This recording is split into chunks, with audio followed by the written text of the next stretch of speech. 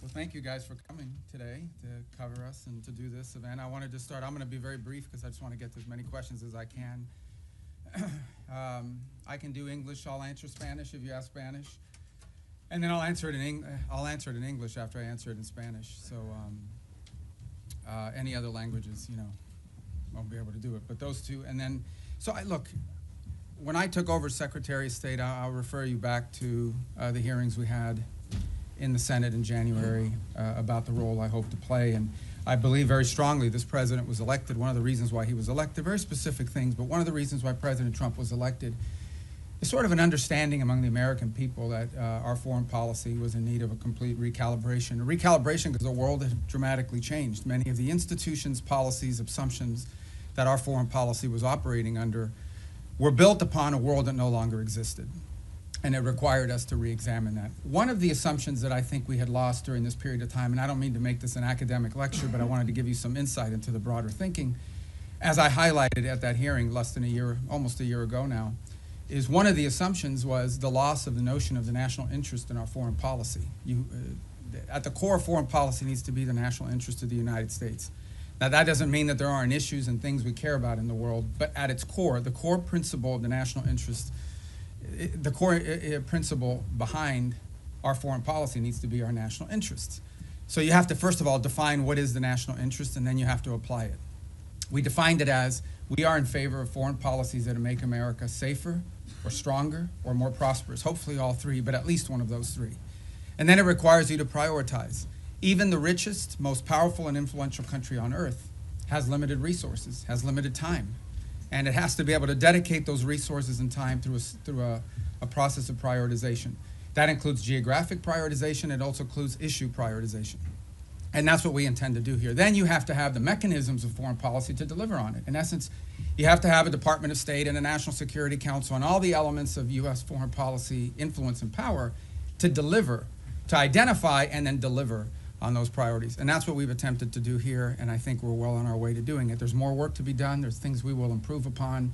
But generally speaking, it was the genesis behind the reorganization of the department, oftentimes applying reforms that secretaries of states of both parties, appointed by presidents of both parties, have long sought to do. And we're very proud of that going into effect and continuing to work forward. I think we generally avoided, massive disruptions to our operation, although any transition involves some disruption. But we're very happy with the way we empowered our regional bureaus, meaning our embassies and the folks at the desks here behind the regions have become more empowered and having influence over every element of our foreign policy, particularly how it's applied tactically. At the same time, one of the things we looked at is foreign aid. Foreign aid is not a separate activity of the United States government. It is an element and a tool of our foreign policy, and it should be used for the purpose of furthering the national interest. That doesn't mean we don't care about human rights. That doesn't mean we don't care about starvation. That doesn't mean we don't care about hunger. That doesn't mean we don't care about humanitarian need. What it does mean, however, is that even foreign aid, which is not charity, it is an act of the U.S. taxpayer. Now, American charities are free to give their money to whoever they want, as long as it's not a sanctioned entity. But the United States and the taxpayer money should be spent in furtherance of our foreign policy, should be spent in places and on things that further our foreign policy, and even that is not unlimited. We have a limited amount of money that we can dedicate to foreign aid and humanitarian assistance, and that has to be applied in a way that furthers our national interests, and that's what we have sought to do as well. And in that endeavor as well, we have empowered the regional bureaus and our embassies to play a dramatic role. In fact, they are not just the implementers of this, they in many cases are the ones that are suggesting and are leading the response. And so bringing the tools of foreign aid underneath the umbrella of our broader foreign policy has been an important and dramatic reform. Even in the midst of all that, we remain engaged around the world, including in conflicts that perhaps are not central to everyday life in America, but the president has made it a priority to be a peacemaker. And so you've seen us engaged, whether it's Russia, Ukraine, or India and Pakistan, or Thailand and Cambodia, which is an ongoing challenge, or the tragedy we see now in Sudan, or the potential for further strife in South Sudan and that falling apart. I mean, no matter Armenia and Azerbaijan, we are always looking for opportunities, if possible, to play the role of a mediator that brings about the avoidance of war or the ending of conflicts. And obviously, in many of these cases, you can get people to the table and agree, and then there's the implementation process. And so we've made progress in many of these, particularly in getting them to agree to certain conditions. Obviously, it's ongoing work to make sure that those are implemented and applied. And some of these, conflicts have deep roots that go back many, many years. But we are prepared to be engaged and helpful in ways that perhaps other nations can't. We've been viewed as indispensable in that regard, and it's a role the president takes great pride in the promotion of peace around the world, and something he deserves a lot of credit for. He is personally engaged in all of this.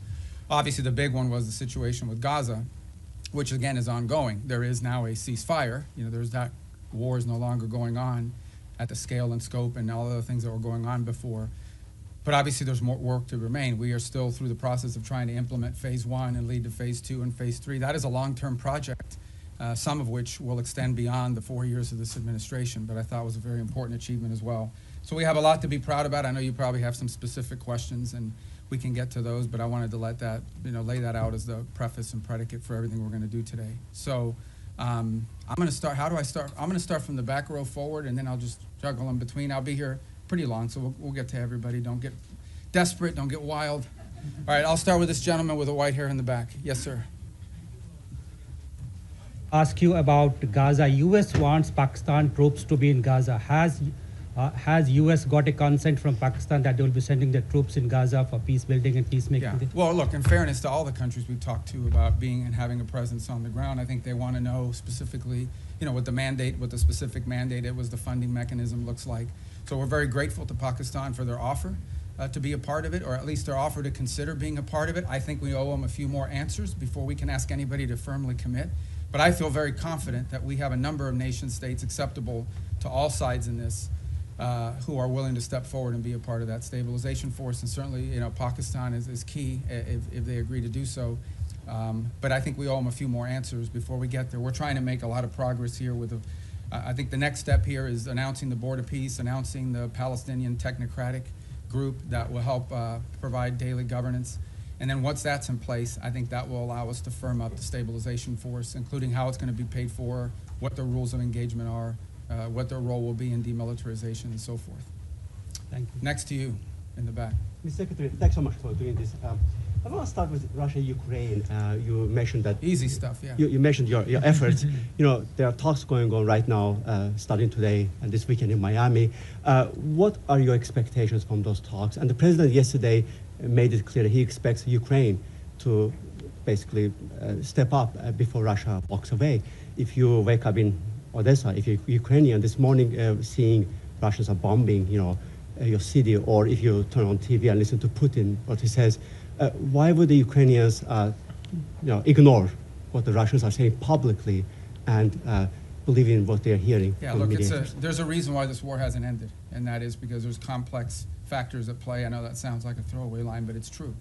What we have tried to do in this entire process, and let's be clear about this. I mean, the United States is engaged in this. The president says this, and I'll translate what I think he's trying to say to you in all of this, and I think he's been pretty clear about it, is it's not our war. It's a war in another continent. We have equities, we have engagement in this war, but it's not our war per se. But we have been told by everybody, I think everybody would agree, that there's only one nation on earth, there's only one entity on earth that can actually talk to both sides and figure out whether there's a way to end this war peacefully, and that's the United States. And we've invested a lot of time, a lot of energy at the highest levels of our government. I believe, President Trump has had more meetings with foreign leaders and others on the war in Ukraine than on any other subject, including trade.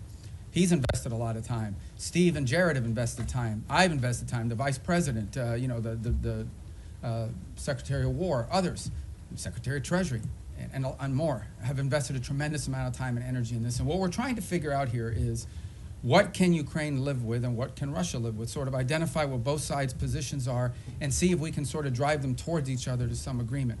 Wars end generally in one of two ways. Surrender by one side for another, or a negotiated settlement. We don't see surrender anytime in the near future by either side, and so only a negotiated settlement gives us the opportunity to end this war. A negotiated settlement requires two things: both sides to get something out of it, and both sides to give something.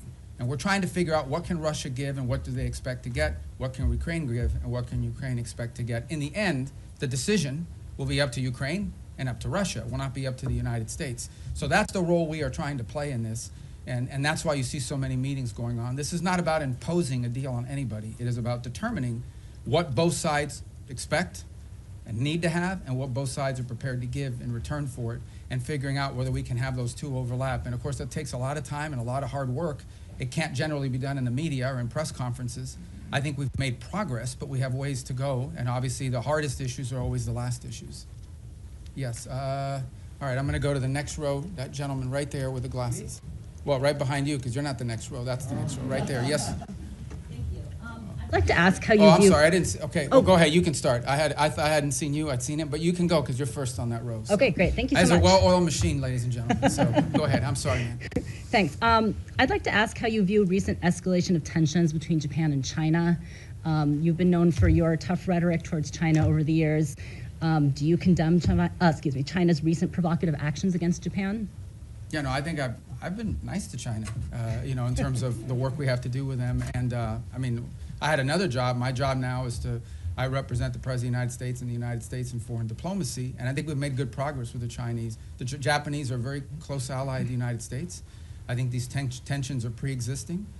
We understand that's one of the dynamics that has to be balanced in that region, and I believe that we feel very strongly that we can continue with our strong, firm partnership and alliance with Japan and do so in a way that continues to allow us to find productive ways to work together with the Chinese Communist Party and the Chinese government. Look, there'll be tensions, there's no doubt about it. I mean, at the end of the day, China is and it will continue to be a rich and powerful country and a factor in geopolitics. We have to have relations with them, we have to deal with them, we have to find the things we are able to work together on, and I think both sides are mature enough to recognize that there will be points of tension now and for the foreseeable future.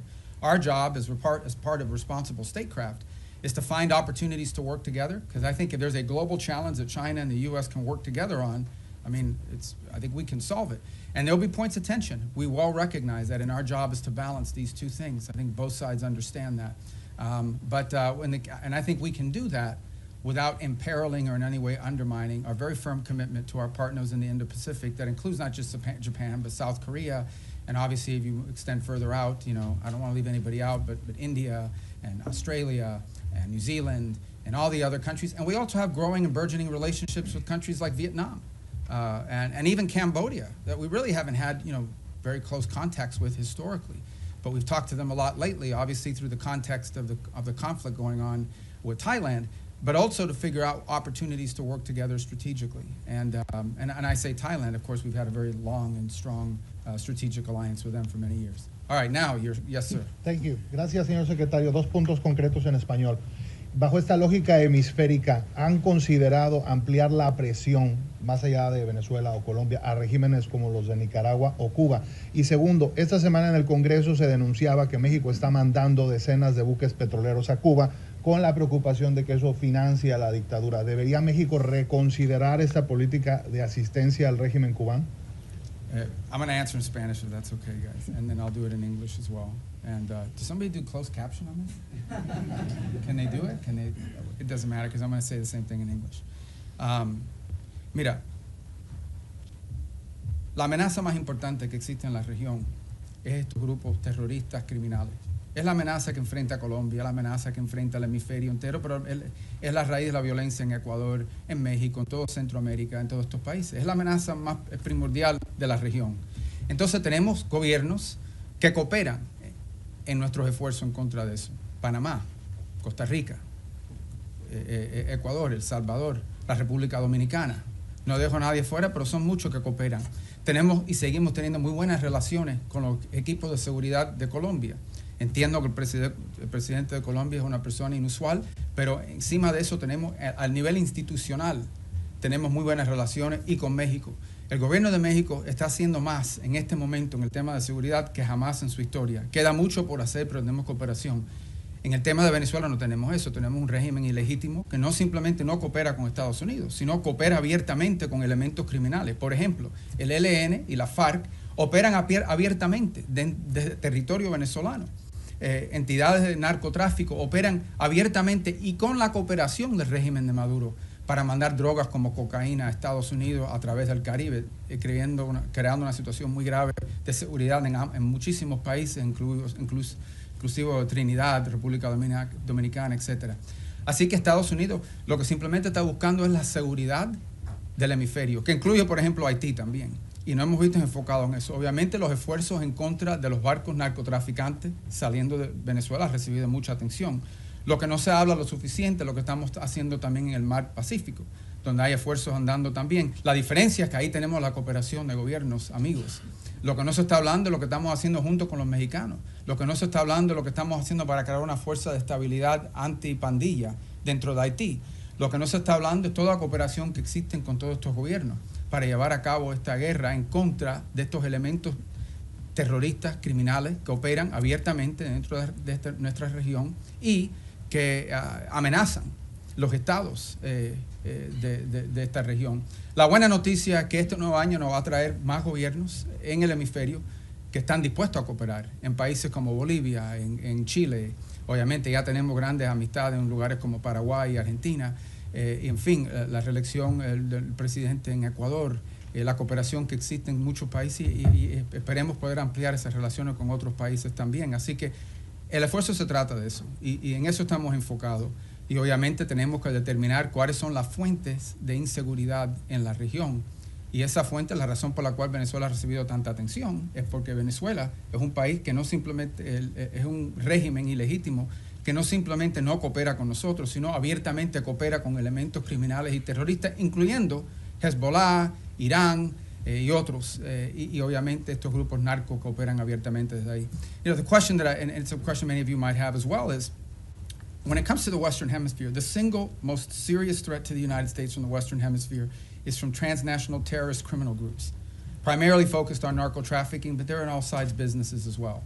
So the good news is we have a lot of countries in the region that openly cooperate and work with us to confront these challenges. Mexico, their level of cooperation with us is the highest it's ever been in their history. Throughout Central America, for the most part, except for maybe Nicaragua and to some extent Honduras, we've had great cooperation from Ecuador, from El Salvador, from Ecuador being in South America, but across the Pacific coast where we're also undertaking efforts. Guatemala, Costa Rica, Panama, these are all nations that cooperate with us openly in search of stability in the region. You move to the Caribbean basin, in Trinidad, in Guyana, in Jamaica, in the Dominican Republic, countries that openly cooperate with us. Even Colombia, despite its unusual president, has institutions in that country that work very closely with us, and those ties remain unimpeded and unaffected. So all of this is very positive. There's one place that doesn't cooperate, and it's the illegitimate regime in Venezuela. Not only do they not cooperate with us, they openly cooperate with terrorist and criminal elements. For example, they invite Hezbollah in Iran to operate from their territory. But they also allow the ELN and the FARC dissidents not just to operate from inside of Venezuelan territory, to control Venezuelan territory, unencumbered, unimpeded.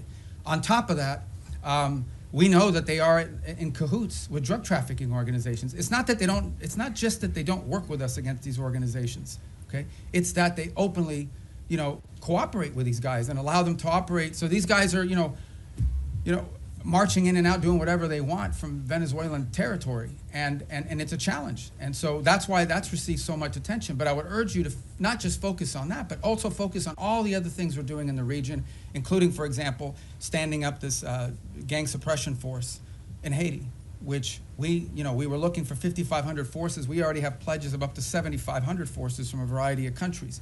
We've seen donors step up to fund that effort. That's a very important effort. It all ties together cohesively.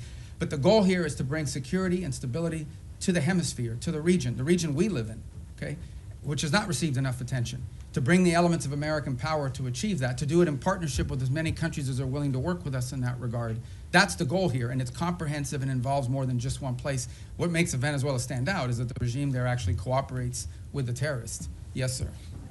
In that row right there. Yeah, right there in the middle. On the hemisphere, the White House recently put out the national security strategy, essentially reorienting towards the Western Hemisphere. It was How good, is this right? strategy going to, yeah. Well, I was involved. So in you it, can right? answer from both hats, I guess, exactly. but how is that strategy going to dictate your relationship with other hemispheric powers like Canada and Mexico? No, I mean, we want to partner with as many people. I mean, they face the same threats that we do. I mean, it's Mexican mayors that are being assassinated in public squares. It's Mexican journalists that are being assassinated. It's parts of Mexico and institutions in Mexico that in some cases are compromised, usually through threat. by these elements. They recognize it, which is why they're partnering with us. Of course we want to work with other governments in the region to confront this challenge, and in most cases we have cooperative places. Now, we don't have that from Nicaragua or Cuba, but obviously didn't have it historically from Bolivia. We hope and expect that that will change. And we certainly don't have that from the regime in Venezuela, who actually don't just not cooperate with us, they openly cooperate with narco-trafficking elements that use Venezuela as a transshipment point. Yes, ma'am. Yes, thank you, Mr. Secretary. Today you had the second round of direct negotiations between Lebanon and Israel. Do you foresee a potential deal between these two countries without another round of war? And the second question, if I may, on Sudan. We know, Mr. Secretary, it's a civil war, but also there's a regional factor here.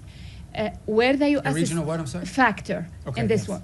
Where the U.S. stands here, and what's a red line for you? Is a divided Sudan is a red line for the U.S.? Yeah, let's separate the two because they're both easy questions, right? So the first one is we're hopeful. Look, at the end of the day, the goal everybody shares is a strong Lebanese government that controls the country, and Hezbollah is disarmed. They're no longer an armed element that can threaten Israel's security. That's the goal here. And we have tried to, in a cooperative way, to do everything we can to empower the Lebanese government to have the ability to do that. And so I hope that's what these talks are aimed towards, and we'll be supportive in every way we can to achieve that outcome.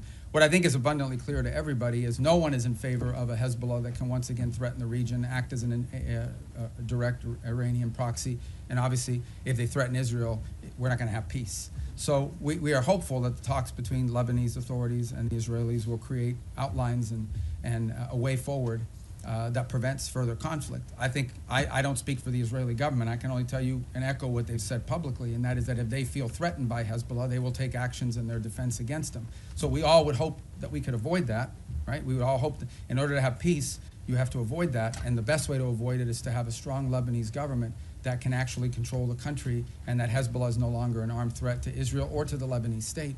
And that's what we're committed to hoping to achieve. And we hope that, I can't speculate on what the talks will lead to, but we'll do everything we can to make them productive. On Sudan, you've rightfully outlined, I mean, there are regional elements to this. I mean, there are clearly both sides, you know, the SAF and the RSF have supporters from outside of Sudan's borders that are involved, and we've been engaging with those countries. It's not just countries that are providing them weaponry and equipment, it's also countries that are providing transshipment, particularly to the RSF to receive weapons, in some cases advanced weaponry.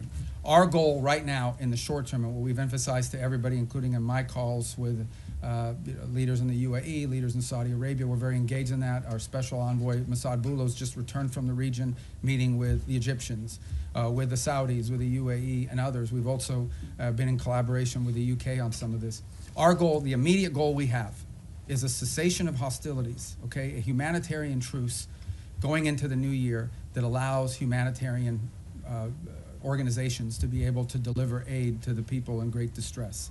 Right now, that's not possible. We are hearing, continue to see reports of humanitarian convoys actually being struck on their way in. And so you can just imagine what's amazing to us is these convoys are struck and the rest of the convoy continues. That's how committed these groups are.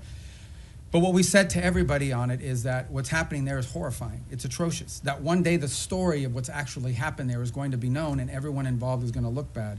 And we have played the role we have played is a convening role in bringing the parties to the table. So I think we will know more very soon about whether this is possible. One of the challenges and frustrations in Sudan has been that one side or the other will commit to certain things and then they won't live up to those commitments. They'll agree to anything and implement nothing. And oftentimes what happens is when one side feels like they're making advances in the battlefield, they don't necessarily see the need to concede at that point because they believe they're on the verge of achieving some success on the ground and a truce would set them back. But what we've emphasized is none of these groups can operate without the support they're receiving externally. So we have been engaging with the countries involved from the outside to ensure that they are at the table and that they are pushing for the same outcome that we want, which is phase one, a humanitarian truce that at a minimum allows us to deal with the humanitarian calamity that occurs there. And obviously we hope that while that truce is ongoing, we can focus on the other elements that led to this conflict and help to resolve some of those. But our number one priority we're focused on, 99% of our focus is this humanitarian truce and achieving that as soon as possible. And we think that the new year and the upcoming holidays are a great opportunity for both sides to agree to that, and we're really pushing very hard on that regard. Yes, sir. Right there, because I missed Secretario you. Rubio, en español, Sí. si me permite. El presidente Trump ha llamado al presidente Gustavo Petro drug leader y ha usado, digamos, términos Bueno, él fuertes también y- ha dicho cosas a nosotros. Totalmente, Ok, pero totalmente. Claro, ok. Secretario Rubio, ¿hay alguna prueba o por qué esta administración llama a Gustavo Petro? Quisiera saber el por qué esta administración llama a Gustavo Petro un líder del narcotráfico. Y por último, secretario, si usted considera eventualmente ante la invitación que hace Gustavo Petro ahora al presidente Trump o a usted ir a Colombia y conversar con Gustavo Petro. No, nosotros Gracias. conversamos con cualquiera. Desafortunadamente es una persona que no es muy estable en su pronunciamiento, pero no vamos a permitir que la actuación de un presidente que al fin su término termina pronto vaya a dañar la relación que existe entre Estados Unidos y Colombia, una relación muy cerca, una relación que se ha establecido a través de los últimos 50 años, una relación importante comercial, diplomática, militar, de seguridad, uno de los grandes socios y aliados que tenemos en la región. Y lo que queremos, no vamos a permitir que cualquier tipo de problema que existan con un individuo vaya a hacerle daño a esta relación tan importante.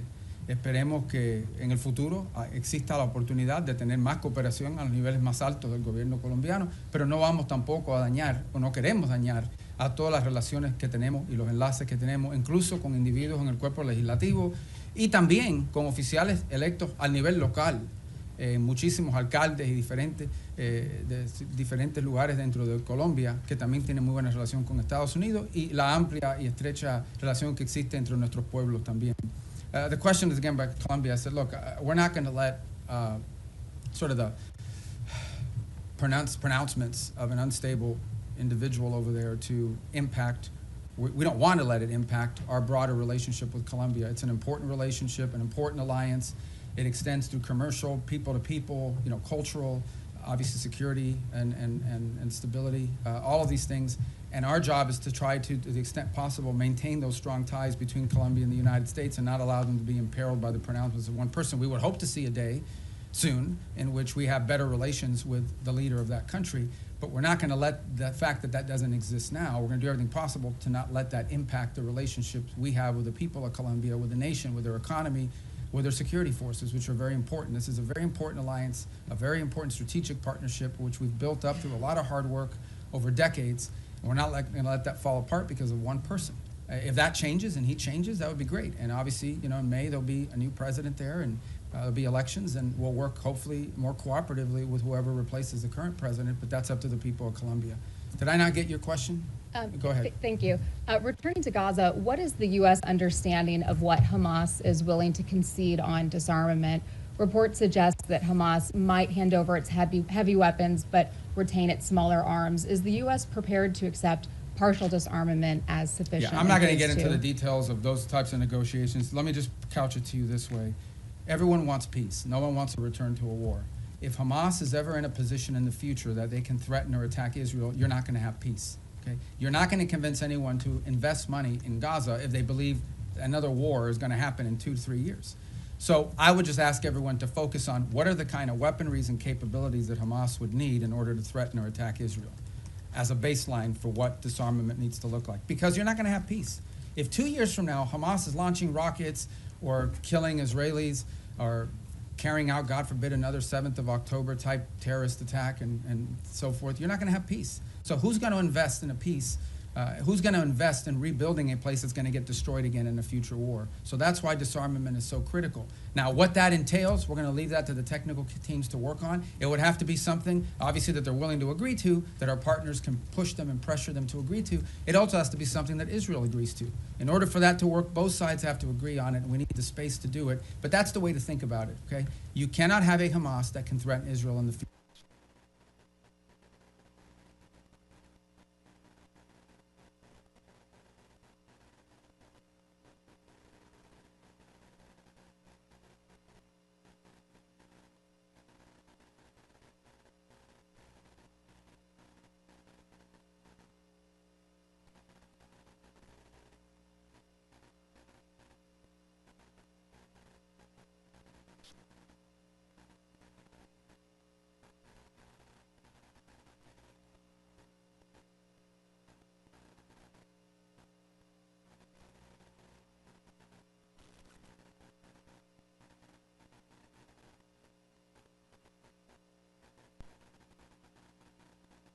future. If they can, you won't have peace.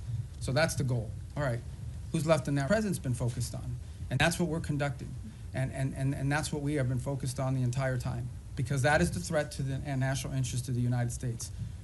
Now, do we consider Maduro legitimate? No. And by the way, guys, when I say these things about Maduro and his role in narco trafficking, it's not. I hear his reports. Marco Rubio says it. It's not me. A grand jury in New York, in the Southern District of New York, okay, a grand jury in the Southern District of New York was presented evidence and came back with an indictment, not just against Maduro, by the way, but against a bunch of people in his government for narco trafficking, a bunch. He had, his nephews or the nephews of his wife indicted, convicted in the United States for narco trafficking. Like, this was until President Trump started doing something about these narco trafficking links. Nobody disputed that Maduro and his regime was in cahoots with narco traffickers. Not to mention the fact that they unleashed Trinidad gangs on the United States. They've unleashed, a mass migration event, perhaps the largest in history. 8 million people have left Venezuela since 2014. So also destabilizing all the countries in the region who've had to assume people that are fleeing this illegitimate regime. So, but nobody disputed the drug links. So that's what the president's been focused on, and that's the problem. And that's the problem in Venezuela. En el caso de Venezuela es muy simple. Es un régimen ilegítimo que coopera abiertamente con Irán, con Hezbollah y con grupos narcotraficantes. Incluso la ELN y la FARC que operan abiertamente dentro del territorio venezolano encima de los demás. Entonces, la amenaza que enfrenta los Estados Unidos es eso, que tenemos un régimen ilegítimo que coopera abiertamente con elementos terroristas, y por eso consideramos el régimen de Maduro un régimen terrorista. Cooperan abiertamente con elementos terroristas que amenazan la seguridad de Estados Unidos. Punto. Ese es nuestro interés y en eso estamos enfocados. Okay, next row right there, you. Yeah. With all due respect for my colleagues, I'm going to ask this one in Spanish. Okay. Señor secretario, usted acaba de decir que no espera o que no es la intención de Estados Unidos que las diferencias con el presidente Gustavo Petro generen afectaciones para la relación con Colombia. Pero la verdad es que sí las han generado. Colombia fue desertificada, el presidente Donald Trump ordenó suspensión de recursos de cooperación para nuestro país y ya se están viendo consecuencias en materia de seguridad en Colombia. Nada más anoche asesinaron a 6 soldados colombianos, el ELN, con un atentado terrorista. Y la gran pregunta en Colombia hoy es ¿qué va a pasar el próximo año si Colombia elige un presidente de izquierda? Si las relaciones de Estados Unidos, las buenas relaciones con Colombia y el respaldo de Estados Unidos va a depender de que el pueblo colombiano elija un presidente que sea visto con buenos ojos por parte de esta administración. No, pero que esto no se trata de izquierda ni derecha. Esto se trata de una persona que simplemente no coopera con nosotros en estos esfuerzos. De eso se trata. Al final del día, el pueblo colombiano va a escoger el próximo presidente. Es una democracia, tienen elecciones, esperemos que se cumplan todos los requisitos. Tienen una larga historia de cumplir los requisitos democráticos. Aquí no estamos diciendo que Petro no fue electo democráticamente, aquí nadie dice que no fue así. Pero en fin, esto no se trata de izquierda ni derecha, se trata de tener en poder un presidente que coopera con nosotros. Obviamente, sin duda, la postura que era tomada en contra de Estados Unidos ha afectado a nuestra relación, no hay duda de eso ninguna. Estamos tratando de limitar eso lo más posible, pero también tenemos intereses que tenemos que proteger. Y tampoco vamos a pretender, cuando tienes un presidente diciéndole a los elementos de seguridad que no cooperen con Estados Unidos, eso no lo podemos ignorar. Pero por otra parte, entendemos que tenemos dentro del sistema colombiano, incluso al nivel legislativo, en el Congreso, en el Senado, también alcaldes y otros líderes políticos de ese país que sí quieren buenas relaciones con Estados Unidos, y incluso líderes que no son de derecha, que son de izquierda, pero que entienden la importancia de esa relación. Pero esto no se trata de ni izquierda ni derecha, se trata que si va a cooperar con Estados Unidos o no. Tenemos una larga historial de cooperar con Colombia, que fue un ejemplo y un modelo para la región, y ahora tenemos algo un poco menos, que es lamentable. Ojalá que eso cambie. The question was about whether the U.S. relations to Colombia is dependent on whether they elect a leader that's center-right or center-left. It has nothing to do with left or right. It has to do very simply with whether or not we have a leader there that we can work with. The U.S.-Colombian relationship, especially our security relationship, but also our economic one with a free trade agreement, was a model for the region. We tried to replicate that. Everybody would use Plan Colombia as an example of what you need to do in these other places. And we want to continue that. Now, no doubt, when you have the president of a country saying some of the things and ordering some of the things that he's ordered, it's going to have an impact on some of that relationship. Our job is to try to preserve and protect as much of that relationship as possible, but it will be impacted. But it doesn't matter whether the next president is center right or center left. That's not the issue. The issue is whether the next president is someone who's going to once again cooperate with the United States and restart these relations. That's what we seek. And if President Petro changes in his stance, perhaps that could change as well. But if he doesn't, obviously, it'll be up to the people of Colombia to elect their next president. Yes, ma'am, right there in the middle. I don't want you guys to think I'm only picking the Spanish ones, okay? I actually don't know who any, well, there's a list here, but I can't even read it without these glasses. All right, go ahead, I'm sorry. Perdón. Secretario Rubio, usted lleva años denunciando el régimen de Nicolás Maduro y estuvo, entiendo, hace poco en una conversación telefónica donde hablaron el presidente Trump y Nicolás Maduro. Quisiera preguntarle cómo sintió a Nicolás Maduro en esa conversación, usted que lo conoce desde hace años, pues su comportamiento, si siente que está acorralado como reportan los medios, si está abierto a irse a otro país a cambio de un indulto, si ustedes estarían pensando en reunirse con él. ¿Cómo fue esa conversación? O sea, ¿qué nos puede contar de el efecto que está teniendo sobre la persona? Yo no voy a comentar sobre ninguna conversación del presidente Trump con cualquiera del mundo, si existió o no existió. Yo no voy a comentar sobre eso. Voy a repetir lo que he dicho ya. Esto se trata de algo muy simple. Y esto se trata de los intereses nacionales de Estados Unidos. Y hay una amenaza regional que existe. Y en el caso de Venezuela no tenemos cooperación. Para empezar, que es un régimen ilegítimo. Segundo, que es un régimen que no coopera, es antiamericano en todos sus pronunciamientos y actuaciones. Y tercero, es un régimen que no solamente no coopera con nosotros, sino abiertamente coopera con elementos peligrosos, terroristas y criminales. Incluso ellos mismos lo son. Entonces es difícil llegar a un acuerdo con terroristas que están abiertamente cooperando con estos elementos peligrosos que amenazan la seguridad de Estados Unidos. Encima de eso no voy a especular más. Pero va a haber guerra, secretario, porque ahorita en Colombia todo el mundo se está levantando, en Venezuela, con la posibilidad de que haya una guerra entre Estados Unidos y Colombia. Nosotros estamos protegiendo el interés nacional de Estados Unidos. Yo creo que, en fin, ese es nuestro derecho. Y también le diré que en Colombia debe haber mucha preocupación, que ha habido un ataque el día antes de ayer, o fue ayer, de ELN, o la FARC, creo que fue ELN, y ¿de dónde operan ellos? Abiertamente, de territorio venezolano, abiertamente, como si fueran un país soberano, operando abiertamente dentro del territorio venezolano. It's the same question, guys, and that is, the bottom line is very simple. Our interest in Venezuela and in the region is the national interest of the United States, and in Venezuela we have an illegitimate regime that not only does not cooperate with the United States, but openly cooperates with narco-terrorists and others who threaten the national security of our country. The gentleman in the middle. I'm going to try to get to everybody, I promise. But you guys, by then, your questions will be Thank you, more Mr. Secretary. specific. You said a few moments ago that everyone wants peace for Gaza, and yet by any metric, the Israelis are flouting the ceasefire that President Trump negotiated by killing an average of 2 children a day, not allowing the agreed-upon humanitarian aid into Gaza. How long can this continue? How long can the Israelis be allowed to show such disrespect to President Trump? Well, look, that's your characterization of it, about the term disrespect. What I would say is this. This was, first of all, it was a miracle that it happened in the first place. We all understand how difficult it was for that to come to the conclusion that it did, where the bombing and everything else, the scale and scope of what we saw ended, all the hostages were released, and we have relative peace right now for the most part, despite the things you're pointing to. That was very difficult. But this is not easy. Peace is a verb. It's an action. It's not a sentiment. Every single day will bring challenges. Every single day. We also have had instances, for example, over the last couple of weeks, where Hamas elements emerged from a tunnel, attached an explosive device to the side of a vehicle, and injured and almost killed Israeli soldiers. We still have this threat. We still have and see every single day Hamas openly taking steps to strengthen themselves within inside of those places in Gaza that they still control. We saw early on the atrocities they were committing in the streets against people as they were trying to show people how strong they were. So I don't think I'm standing here to tell you this is going to be easy. This is an hour-by-hour, day-by-day challenge. It's one of the reasons why we have stood up this center there in operating in Israel, in partnership as well with another cell that exists in a regional country. It's why every single day there are meetings among both intelligence, diplomatic, and military officials of multiple countries that help bring about this deal to manage this. And that's why it is so critical.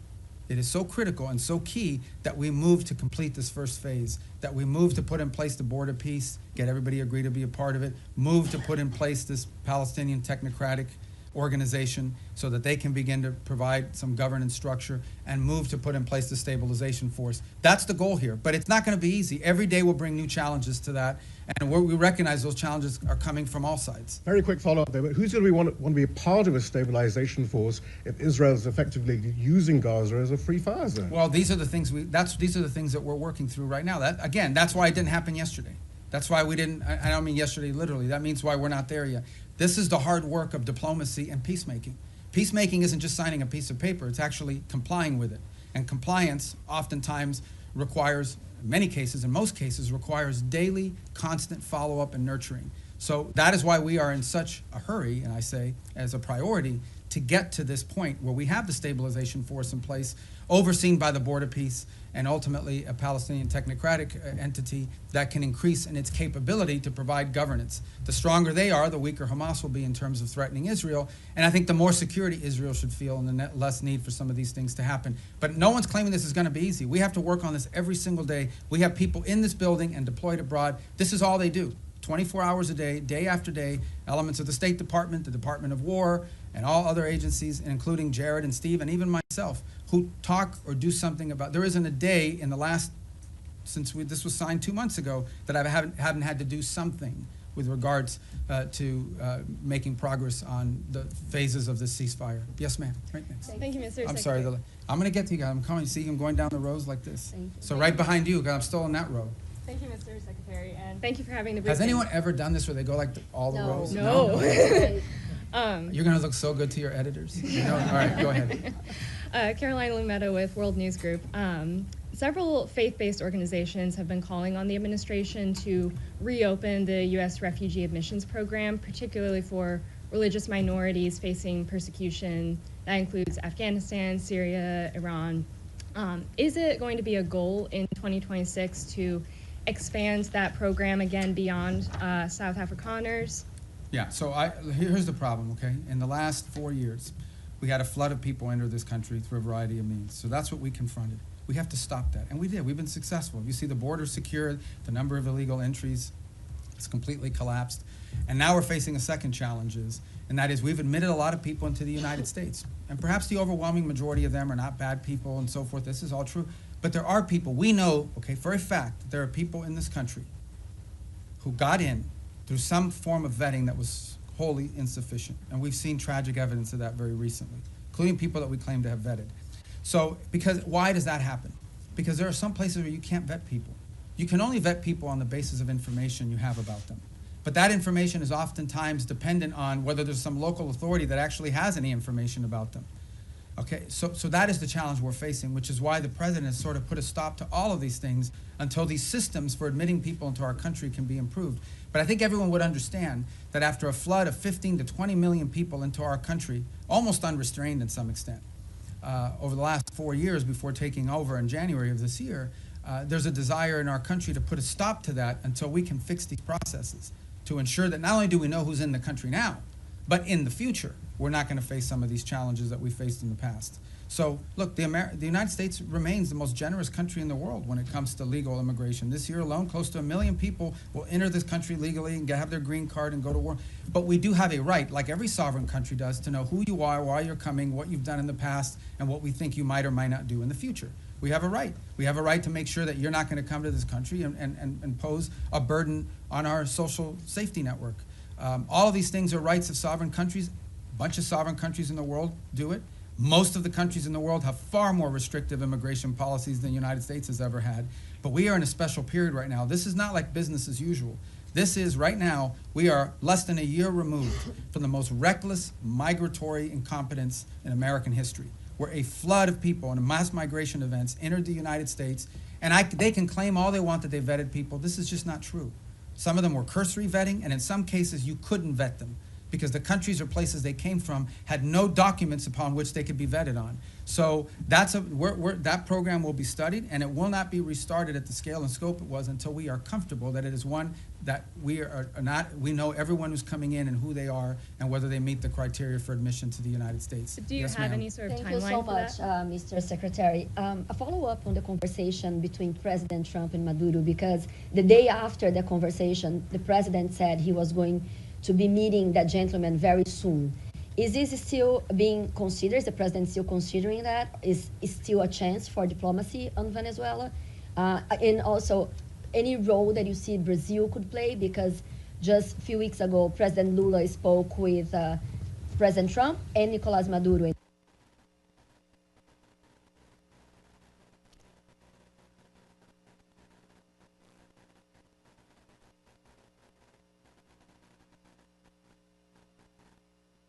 He offered to help to mediate. To you on what comes next in that regard. I have no reason to express skepticism or optimism about it. I'm just not going to comment on what the president has available to him as options across the range of options. I'm just not going to comment on what the president has available to him as options across the range of options that include diplomatic options. And how about the conversation with Lula? I mean, I think he said to us what he has said publicly, and that he has a willing to play a positive role in that regard. You know, the president's had 2 phone conversations and 1 meeting with President Lula. I think we've made progress on some things, including on trade. We have more work to be done. The 2 presidents got along. We felt that was important in terms of those conversations. I've talked to Mauro, their foreign minister, on it, including this earlier this week. And we have a lot of issues in common with Brazil that we'd like to work together on, and strong links. Being from Florida, as an example, I know how important Brazil has been to us as a partner. We've had some disagreements on a couple things over the years as well, but I feel like that relationship is on a positive trajectory. But as far as its role in Venezuela, I don't have anything to provide you on that today of any specificity. Just a quick sir. follow-up on the tariffs, political tariffs. No, on I got to Brazil. get to him. Okay. Thank you, Mr. Secretary, and thank you very much for doing this. On phase 2 in Gaza, when is the soonest that we could see that being implemented? And then separately, you said at the top that you want the US to play the role of mediator that brings about the avoidance of war and ending conflicts. How do you square that position with a possible military intervention in Venezuela? Thank you. Well, first of all, a couple things. Wanting to pursue peace and secure peace does not necessarily come at the expense of your national interest. We reserve the right and retain the option of defending our national interest. Now, in the case, again, we're going to talk about Venezuela. Let's be clear. Maduro has made multiple deals with elements around the world, including with the Biden administration. Okay, Maduro made a deal with the Biden administration, and here's the deal he made. And I only say this to you not because we want to get back to that deal, but just as an example of why the guy cannot be trusted to keep deals. It's a problem. Okay, somebody, breaks deals multiple times. You have a right to be skeptical they're ever going to keep the deal. He made a deal, and as part of that deal, they lifted sanctions. They released his 2 nephews from federal custody after their conviction. They sent back his bagman, Alex Saab, and all these sorts of things. He released political prisoners, and he promised to have free and fair elections. He didn't have free and fair elections. He rearrested or exiled most of those political prisoners, so he pocketed all the benefits and lived to none of those commitments. So, look, it's hard to have and do a deal with someone who never keeps a deal. Now, on the broader perspective of what you're asking about, let's be mature here. Yes, there are issues where we want to pursue peace if that is possible, but we also have our national interest. If our we're not going to reach a peace deal with narco-trafficking bans. We're not. We can't reach a peace deal with MS-13. We can't reach a peace deal with Tren de Aragua. We can't reach a peace deal with the ELN or the FARC that are still pumping drugs into the United States or any of their cartels in Mexico. You can't do a peace deal with these people any more than you can do a peace deal with a mafia. So I think it's important to understand that's different between warring factions and nation states around the world where we feel like maybe we could act as a bridge to bringing about the differences. But when you're talking about things that directly implicate the national interest of the United States, and no one can argue that transnational criminality and terrorism in our hemisphere is not a threat to the national interest of the United States, we reserve the right and have the right to utilize every element of national power to defend the national interest of the United States. And no one can dispute that. And every country in the world reserves the same option. We just simply have more power than some of them do. And phase 2 Gaza? Oh, phase 2 Gaza, yeah. I mean, we got to complete phase 1 to get to phase 2. That's why we're working every day to get there. Look, guys, if this stuff was easy, it would have been done already a long time ago. This is a complex situation. No one would dispute it, but it's important. What we achieved already, what the president achieved ending that war already was something no one thought was possible. Everyone thought that the last episode was going to be an Israeli incursion into Gaza City that would lead to massive loss of life and the hostages would never be reunited with their families. And today, as we speak, all the hostages that were living are back, all but I believe one of the bodies has been returned. No one would have believed that 6 months ago. So that in and of itself, but that is not the end of the story. We want to continue on this. But what we're talking about is dealing with something that no one has been able to solve in 30 or 40 years. No one. And it's going to take some time. But I feel generally optimistic that we have the right people at the table with the right motivations to make it happen. But no one is claiming to you that this is going to be just a straight up trajectory. It's going to have its ups and downs. It's going to have its, good days and bad days. The important point is that the momentum and the trajectory on it is a positive trajectory. And we're investing, high levels of our government every day in trying to make that happen. But we can't do it alone. We have all these other partners that we have to include. So I would focus you on, let's get the board of peace in place and announced. Let's get the technocratic Palestinian group in place.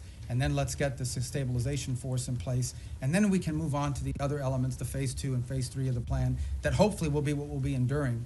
And the work of putting phase 2 and phase 3 in place is going to extend far beyond the next 3 years. I mean, this is a generational commitment, but we want to leave those pieces in place for the next administration to continue to build upon, even as we achieve phase 1 and parts of phase 2 during this administration. Yes, ma'am. Yeah, Mr. Secretary, some of your former Democratic former Senate colleagues who considered you one of their most trusted bipartisan partners have, since you joined the Trump administration, accused you of abandoning some of your former principles and positions.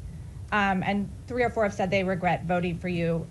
Well, I had 99 votes. I could have spared 4. What's your response to that? And more importantly, how do you think about building and maintaining bipartisan consensus and cooperation on foreign policy at this moment, especially because that will be necessary to sustain President Trump's legacy after he leaves office? I mean, we live in a very different time, unfortunately. I engage with senators, for example, from both parties. We saw a bunch of them the other day all the time, and obviously, but politics today is very different than it was 10 or 20 years ago. It just is.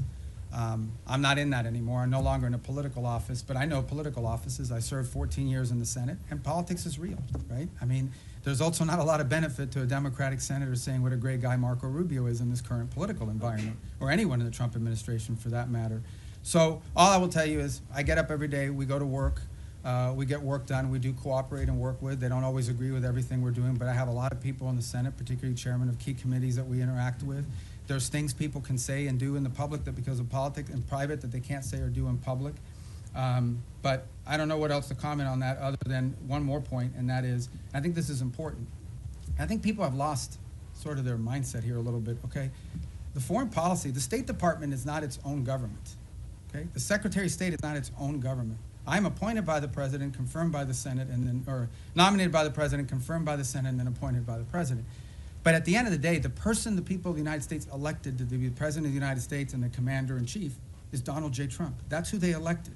And my job, and the job of the people in our administration, is to implement the President's foreign policy. We provide advice, we provide counsel, but ultimately our job is to take what the President wants to do, take his vision, and implement it. Come up with options for implementing the President's vision. That's my job today. When I was a senator, I represented the state of Florida. Today, I am the Secretary of State for Donald J. Trump, the President of the United States, and my job is to implement the President's foreign policy, provide advice, provide counsel, provide ideas, provide for opportunities and ways in which his foreign policy can be implemented. But in the end, our job is to implement that. And why people think that somehow foreign policy can be divorced from our republic? That's not the way our Constitution works. The Constitution does not say you elect the President of the United States and then you put in place a State Department to undermine the President if the person who's the Secretary of State doesn't agree with him. That's ridiculous. That's stupid, really. And I don't know why anybody would think that. So that's the job I have, and that's the job I'm proud to do. I think we've made a lot of progress. We have a lot more work to do. All right, on our row right there from Italy, right? I know you from the... Yes. Do you cover us now, or are you on Capitol Hill still? No. Everything. Both. So you're like a one-man bureau for the whole well thing. As All here. right. You're like me. You have 2 jobs. Good. Yeah. All right. Thank you, Mr. Secretary. So the United States, on one hand, are mediating with Russia to end the war in Ukraine. But on the other hand, the Russian foreign minister yesterday or the day before said it would be a fatal mistake from the U.S. To block the oil tanks from Venezuela and trying to overthrow the Maduro regime.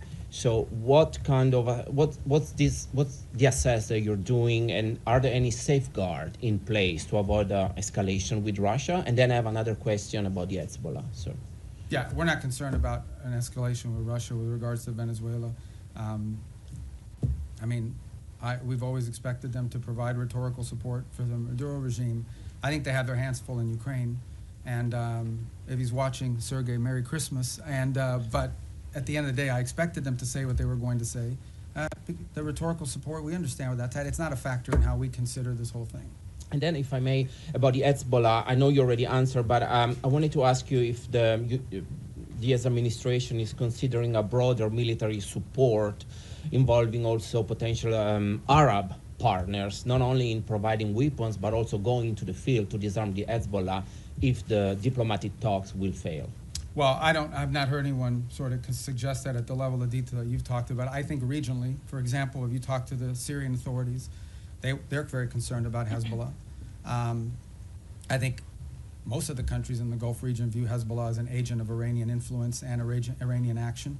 But as far as what you're discussing, which is sort of a coalition of armed units going into Lebanon to disarm Hezbollah, I've not heard that proposed by anybody. Perhaps you have, but I haven't, and that's not certainly something we've been... Senator Graham okay. was talking about this one at of the my former Congress. colleagues, yeah. Well, you should ask Lindsey about how he's going to put that together, because, but we just haven't heard it. I'm not saying you may not hear that one day in the future, but I think what is clear, and I think maybe perhaps what Lindsey is speaking to, is that it is clear that if you talk to leaders in the region in all these countries, they all have the same goal, perhaps not, which is to ensure that Hezbollah can no longer play the role that they've played in the past, not just threatening Israel, but being an agent, an open agent, really a proxy of Iranian influence in the region. Thank you. Next. I didn't get to you. Oh, I'm in the new row. Okay, go ahead. Okay, thank you so much, sir. You have previously said in the past that you and the administration are committed to fixing the backlog of visas for foreign-born priests and other religious workers, whether that be through the Religious Workforce Act, or through maybe a standalone process. Is there any update you can give on the status of that and what's being done to I think we'll have hopefully more to fix this announce issue? on that early next month. Yeah, early next month. Okay. We've worked closely with a lot of the religious authorities to do that. Obviously, depending on the denomination, we're not discriminating in favor of one versus another. Mhm. Some denominations are more professionalized in terms of what they're able to provide us with and sort of information versus others. Some of it depends the country they're coming from, because, we have to be careful not to be waiving, we have country-specific requirements depending on the country they're coming from. But I think we have a good plan in place to put that into effect. And I know we've worked with a number of denominations in that process. Obviously, one of the big users of that system is the Catholic Church in the U.S., and so we've worked with the Conference of Bishops. And I think we're going to get to a good place. We don't have it ready yet. All this takes time to put together, but we're moving quickly, and I think we'll have something positive about that at some point next month, hopefully in the early part of next month. Thank you Yes, so much. sir. Thanks, Mr. Secretary. White House Chief of Staff Susie Wiles said that the U.S. would need congressional approval to conduct ground strikes in Venezuela. Do you share that view? And on your response today on regime change, Wiles already acknowledged that the point of those strikes was to pressure Maduro, i.e. have him leave. Why not just acknowledge that this is a regime change? Do you have the quote she said? That this is but do you have the quote? To cry uncle. Yeah, was so, the okay, quote, so cry uncle, all right? I guess in Spanish you would have to say tío. But I think, I don't know how that, you can interpret any way you want. But at the end of the day, it is clear that the current status quo with the Venezuelan regime is intolerable for the United States. The status quo, that they operate and cooperate with terrorist organizations against the national interest of the United States. Not just cooperate, but partner with and participate in activities that threaten the national interest of the United States. So yes, our goal is to change that dynamic. And that's why the president's doing what he's doing. Change that dynamic by ensuring that no one wants to get on drug boats anymore. People were just going out there, openly without any fear of the reaper. And now I think people understand it's not a good idea. By the way, we haven't had a strike in the Caribbean basin in almost 5 weeks. Do you know why? It's not because we stopped looking. It's because no one wants to get on a boat anymore and do that. So it's been effective at cutting that down. Now there's been strikes in the Pacific. So the bottom line is that, sure, our goal is to, what's the point of doing something else? But the change, people want to focus on regime this and this and that. The goal here is very simple. The national interest of the United States. The President of the United States was elected to protect the American people, to protect America. That's what he was elected to do. It's one of his fundamental promises that Donald J. Trump made when he was elected President of the United States, is I am going to protect this country. Protect us from what? From the threat of terrorism, from threats to our economy, and from threats these drug organizations and these terrorist organizations pose against the United States. And if you are an ally, a friend, a partner, or cooperate or participate in activities that threaten the United States, you're going to have a problem with President Trump. I think the only shocking thing here is that a lot of people say that. People run all the time for office. I'm going to take on the cartels. I'm going to do this. He's actually doing it. He's not doing anything he didn't say he was not going to do during this campaign. He said he was going to go after the cartels. And now he's going after the cartels, and everybody's shocked. Don't be shocked. This is a man who was elected president because he says and then he does.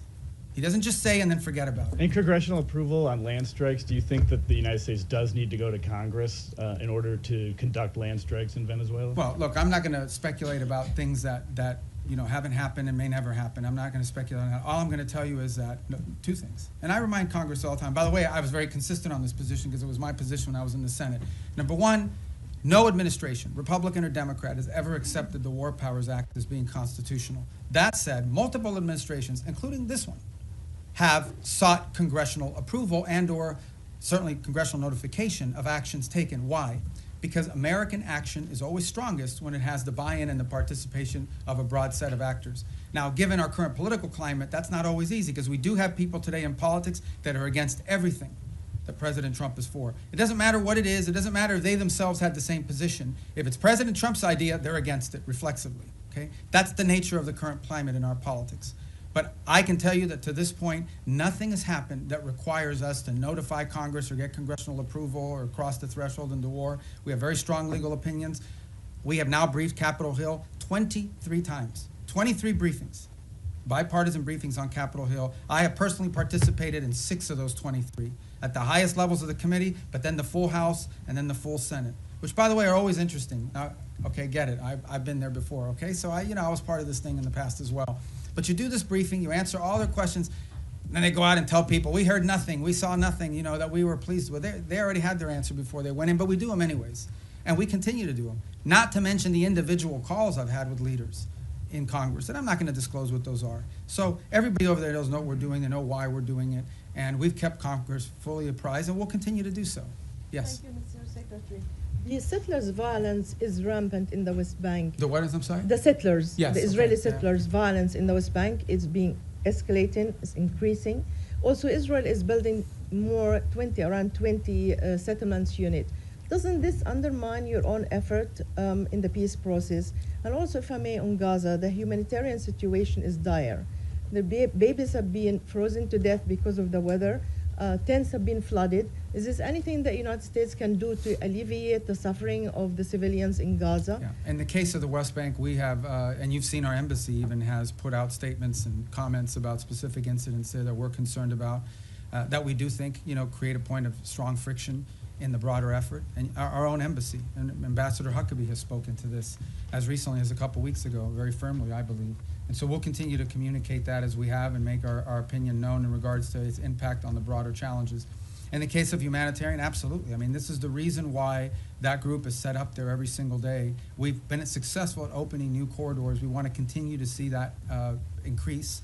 We want to continue to see the flow of aid increase into those parts of Gaza that are still under Hamas control. But it also goes back, not to sound like a broken record, to why it is so critical to have the border peace put in place and the Palestinian technocratic group put in place. Because that allows us now, when you have this technocratic Palestinian group in place and a stabilization force to provide security, it now allows us to have someone we can work with to turn over the humanitarian aid to and have them be the ones that help distribute it along with these international partners.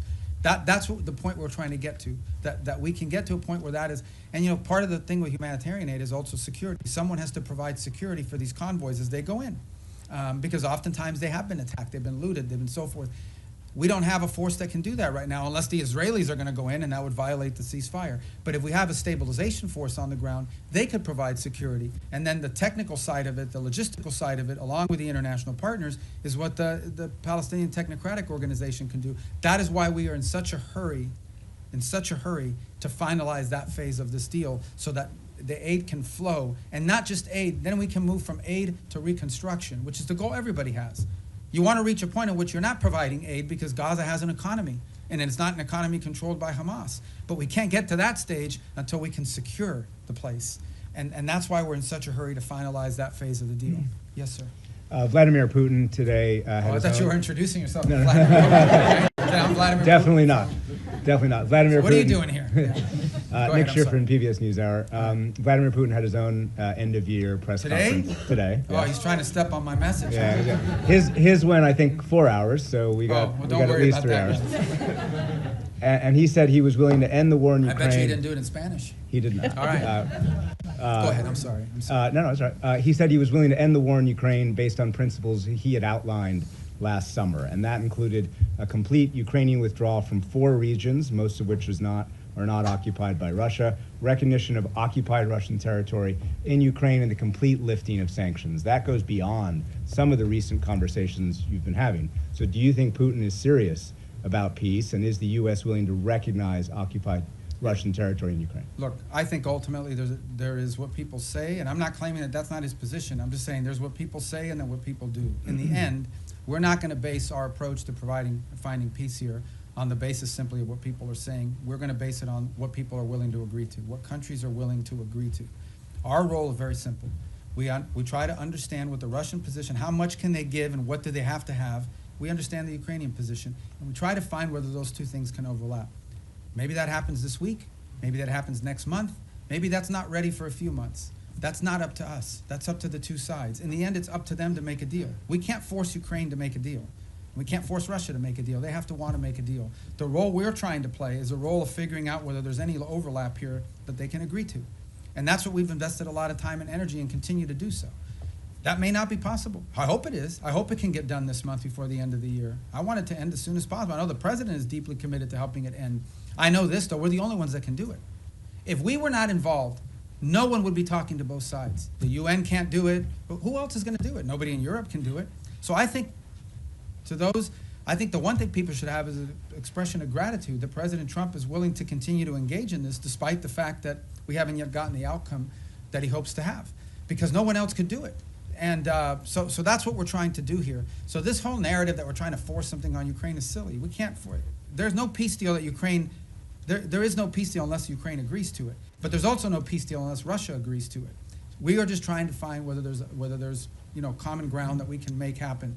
And maybe that's not possible. Maybe it is. Maybe that's not possible right now. But we don't think our work could potentially serve as a baseline for that in the future. Maybe it is possible now. We're going to continue to test it and see where we can get to. Is the U.S. willing to recognize occupied territory? I'm not going to speak on any specifics of any deal because we're not going to be able to negotiate a peace deal, especially one like this, in the media. Suffice it to say, let me just put it to you this way. There can't be a peace deal unless Ukraine agrees to it. And there can't be a peace deal, of course, unless Russia agrees to it. But remember that.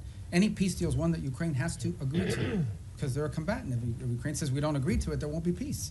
So our job is not to force anything on anyone. It is to try to figure out if we can nudge both sides to a common place. And guys, in a conflict like this, in a war like this, that's not easy. It takes a lot of time. We're going to have some patience with it, unfortunately. It's already gone longer. But understand why the president cares about this, okay? Because let's be honest here, and I'm not trying to diminish this, okay? Because it's an interesting position to be in. The United States only we don't provide weapons to Russia. We only provide weapons to Ukraine. The United States doesn't sanction Ukraine. It's only sanctioned Russia.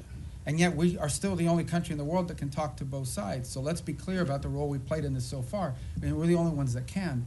But so I don't mean to be dismissive of why this matters or it's important, because this is going on in another continent. We've got issues in our own hemisphere we need to be dealing with. That if you were to ask prioritization, I would argue that something in our hemisphere from our national interest is more important than something in another continent. But it doesn't make Ukraine and Russia unimportant. We care about it. That's why we're involved in it. But by the same token, why does the president care? I'll tell you why. This week, 9,000 people will die, including like 5,000 or 6,000 weekly Russian casualties, okay, in a war. This is a bloody, nasty conflict. In the same time, the entire electric grid, the entire infrastructure of Ukraine is being destroyed almost as fast as it's being rebuilt. Every week that goes by, the cost of rebuilding that country gets exponentially higher. It is now becoming generational reconstruction. This is a very damaging war that's going to have incredible implications. There are now hundreds of thousands of Ukrainians, probably maybe in millions, who have not lived in Ukraine in years. They've been displaced to other countries. The implications of this long-term for Ukraine are dramatic, and for Russia too, but for Ukraine, if we're focused on them. This is why the president wants to end it. He thinks it's a bloody, nasty, horrifying war, and he doesn't like wars. He really doesn't like wars. He thinks they're a waste of money, time, and talent. and he wants this one to end. And we're doing everything we can to end it. And it may or may not be possible, but we're certainly going to keep trying. Yes, sir. Thank you. I promise you we're going to go through here. I promise. Do you have a deadline or something? I know, but let me get to the roads, because if not, if I break up the road thing, you're going to screw up the whole plan I have for today. Go ahead. Thanks, Mr. Secretary. If I can turn internally for a moment, a recent survey by the American Foreign Service Association found strikingly low morale among career diplomats in the U.S., some of whom reported that they feel like they can't freely express their opinions, that their candidate input is not welcome, and many of them are saying that they're actually thinking about career changes. I know you talked at the top about how change can be disruptive, but I wonder, how much does this concern you? Do you possibly see this as a feature, not a bug, or would you be happy to see people leave so that you can bring in a new crop of people? And then just briefly on your own role, you have 2 jobs right now. Your travel schedule seems a bit lighter than your recent predecessors. You didn't attend the last NATO foreign ministers gathering and had your deputy go. Are you fully performing the job of Secretary of State? Are you more of a national security advisor than a Secretary of State? Can you talk about that? Well, first of all, on the travel schedule, we have a lot of leaders keep coming here, too. So you talk about NATO, great example on NATO. I already went to a NATO meeting this year of all the foreign ministers. Then I went to the leaders meeting, which not all the foreign ministers were at. And then on top of that, that week is the week we had Rwanda and the DRC coming to the United States on a deal that I was working in. So as far as the travel schedule is concerned, we have a lot of leaders constantly coming here. We have leader meetings every single week for the most part up until last week. So there's a lot of work to be done. On the Foreign Service, we have very talented people here. I saw that report somewhere. That's from the union. It's from a union survey. All I can tell you is that today Foreign Service officers are more empowered at the regional bureau than they've ever been. I get descent cables. I get cables every day from all over the world to provide the baseline for a lot of the ideas that we pursue. There isn't a week that goes by that I don't send back 2 or 3 cables with notes about, let's turn this into a policy proposal.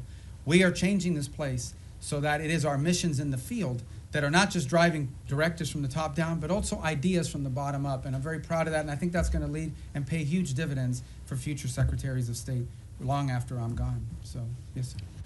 Thank you, Secretary. Human rights organizations report that 2025 has seen the highest number of executions in the Islamic Republic of Iran in over 2 decades. What specific new measures is the State Department taking to ensure that human rights abuses, specifically this surge of state-sanctioned execution, do not become a secondary priority in your dealings with Tehran?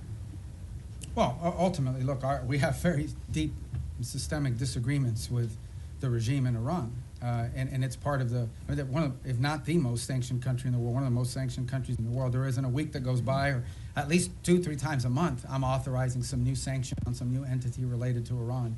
I don't think anyone could argue that this administration has been friendly towards them. So we continue to feature these things because it tells us about who they are. In the case of some of these executions that you're talking about, some of them, by the way, were in the aftermath of the war with Israel, where they went through and have jailed people and accused people of being informants and spies and things of that nature. But we're under no illusion, and every year we put out a report that outlines this, and we've been pretty consistent in our messaging. Our problem with the Iranian regime isn't simply, obviously it's predominantly their desire to acquire nuclear weapons, their sponsorship of terrorism, but it's ultimately the treatment of their own people. I said it in my hearing a year ago in the Senate, I say it now, I know of no nation on earth where there is such a difference between a regime that governs the country and the people who live there every single day. That regime is not reflective of the people who live in Iran, who are the inheritors of a proud and long cultural legacy and a proud history. And then you've got a clerical radical regime that has driven and taken the wealth of that country and used it not to enrich secure their people and their future, not to make sure they have enough water and electricity. They've used their money to sponsor terrorist organizations all over the world. That's what they've used their money for. So we're going to continue to consistently point that out. Secretary, second. I'm sorry, I got to go because I'm getting everybody today. Regarding Europe, you said that Europe was not going to be able to mediate between Russia and Ukraine. There's been some disengagement. There's some push within the European Union to either not comply with the increase in defense spending that the United States has been promoting, or also some European countries like Spain promoting closer ties to China, or going to China, or inviting more investment from China, or even Chinese technology in critical infrastructure. Are you concerned at all about this path? And No, I mean, the country's made a commitment in NATO at a meeting I was at, where they made the 5% pledge, which is a dramatic and historic pledge, with the exception of Spain, of course, who didn't make that pledge. And we've had no indication from any of the countries that agreed to that they're not going to do it, because it's in their own interest. I mean, it's in their own interest. Bottom line is, increasing their defense capacity is in their interest, because it's their defense. As far as like opening up to China, look, one of the biggest problems Europe faces is they're being flooded with cheap Chinese goods, including Chinese cars. They're being flooded. Their own industrial base is under attack by unfair Chinese practices economically. So, I don't know about the rhetoric you're pointing to or the examples, but I mean, that's a threat that Europe faces, and they need a rebalancing as well. They're also, like we are, experiencing disruptions to supply chains and things at the economic realm that are very problematic and dangerous for national security. So we would expect them to act at their national interests, both continentally and individually as their own countries. All right, we got to speed it up. Yes, ma'am. Hi, Annalise Nielsen from Sky News Australia. In your national security strategy, you've warned Europe about civilizational erasure. When you've been watching what's been happening in Australia with the rise of anti-Semitism and our government's response to the Bondi massacre, our Prime Minister's dodged direct questions on Islamic extremism, but then unprompted evoked right-wing extremism as a threat. Do you have any message to Australia about civilizational erasure, and why is America watching? Look, I just think it's very simple, and that is that any mass migration is highly disruptive to any country. We talked about it here in the United States. When you experience mass migration, I don't talk about immigration, I'm talking about mass migration. Okay, mass migration is a negative thing. It's not positive. And it's very difficult for any society to absorb and assume hundreds of thousands, if not millions of people over a short period of time, especially if they come from halfway around the world. There are cultural and assimilations issues related to that, et cetera. And so these are concerns that it's concerns I have about our own country primarily. It's been a priority of this administration to address this. But I think it's a growing concern in Europe. I mean, there are other voices in Europe and obviously in Australia as well that have expressed concern about this. These are facts. This doesn't make you anti-anybody. What it makes is you do have, as a sovereign country, the right to control how many people you absorb, how many people you allow in, and who those people are. This is a very basic sovereign right. Okay? It doesn't mean you don't allow any people in. There are people coming into this country every day to visit, to work, to live permanently, but you have to know who they are, and you have to have some limits and controls over what those numbers are. And obviously, because of some of the things we've seen, mass migration over the last decade has been highly disruptive, not just to the United States, but also to continental Europe, and in some cases in the Indo-Pacific as well. So I just think this is a real challenge that multiple Western advanced industrialized countries are facing, and I think it's pronounced in parts of Europe as well, and obviously, at least on the basis of your question, appear to be a challenge as well in Australia. All right, to the next row. Yes, ma'am. Are you not? Hold on, Andrea, right behind you. I'm going to get to everybody. Go. Yeah. Oh, I just wanted to ask. You don't have a question? Okay, no, I'm kidding. Go ahead. On Ukraine this weekend, the meetings with the Ukrainian delegation and the U.S. delegation, are you planning to participate? It's in in those Miami. meetings? They're starting today and tomorrow. I may be there tomorrow for a portion of it. There's another one happening today, but that one is with the Turks and the Qataris and the UAE on the Gaza plan. So if I'm not there, because I have things we have to do here today, like talk to you guys, I think tomorrow, since it's in Miami as well. So, yeah, go ahead. Yes, sir. Thank you, Mr. Secretary. Timothy Onorezi with the Washington Examiner. Going back to the previous question about Europe, and I believe the Sky News reporter referenced civilizational erasure, which is a term that has been used by both the White House and the State Department. Both the White House and the State Department have made kind of recurring overtures to Europe as a civilization that is in some sort of danger and that should join with the United States as a sort of Western civilizational bloc. And it seems to be a recurring priority. However, with the release of the National Security Strategy, many European leaders, leader of Germany, members of the EU, of the European Parliament, have found it totally unacceptable or offensive or question the allyship of the United States with the rhetoric that was used. So I just wonder if the United States is correct in that these policies like mass migration will lead to civilizational erasure.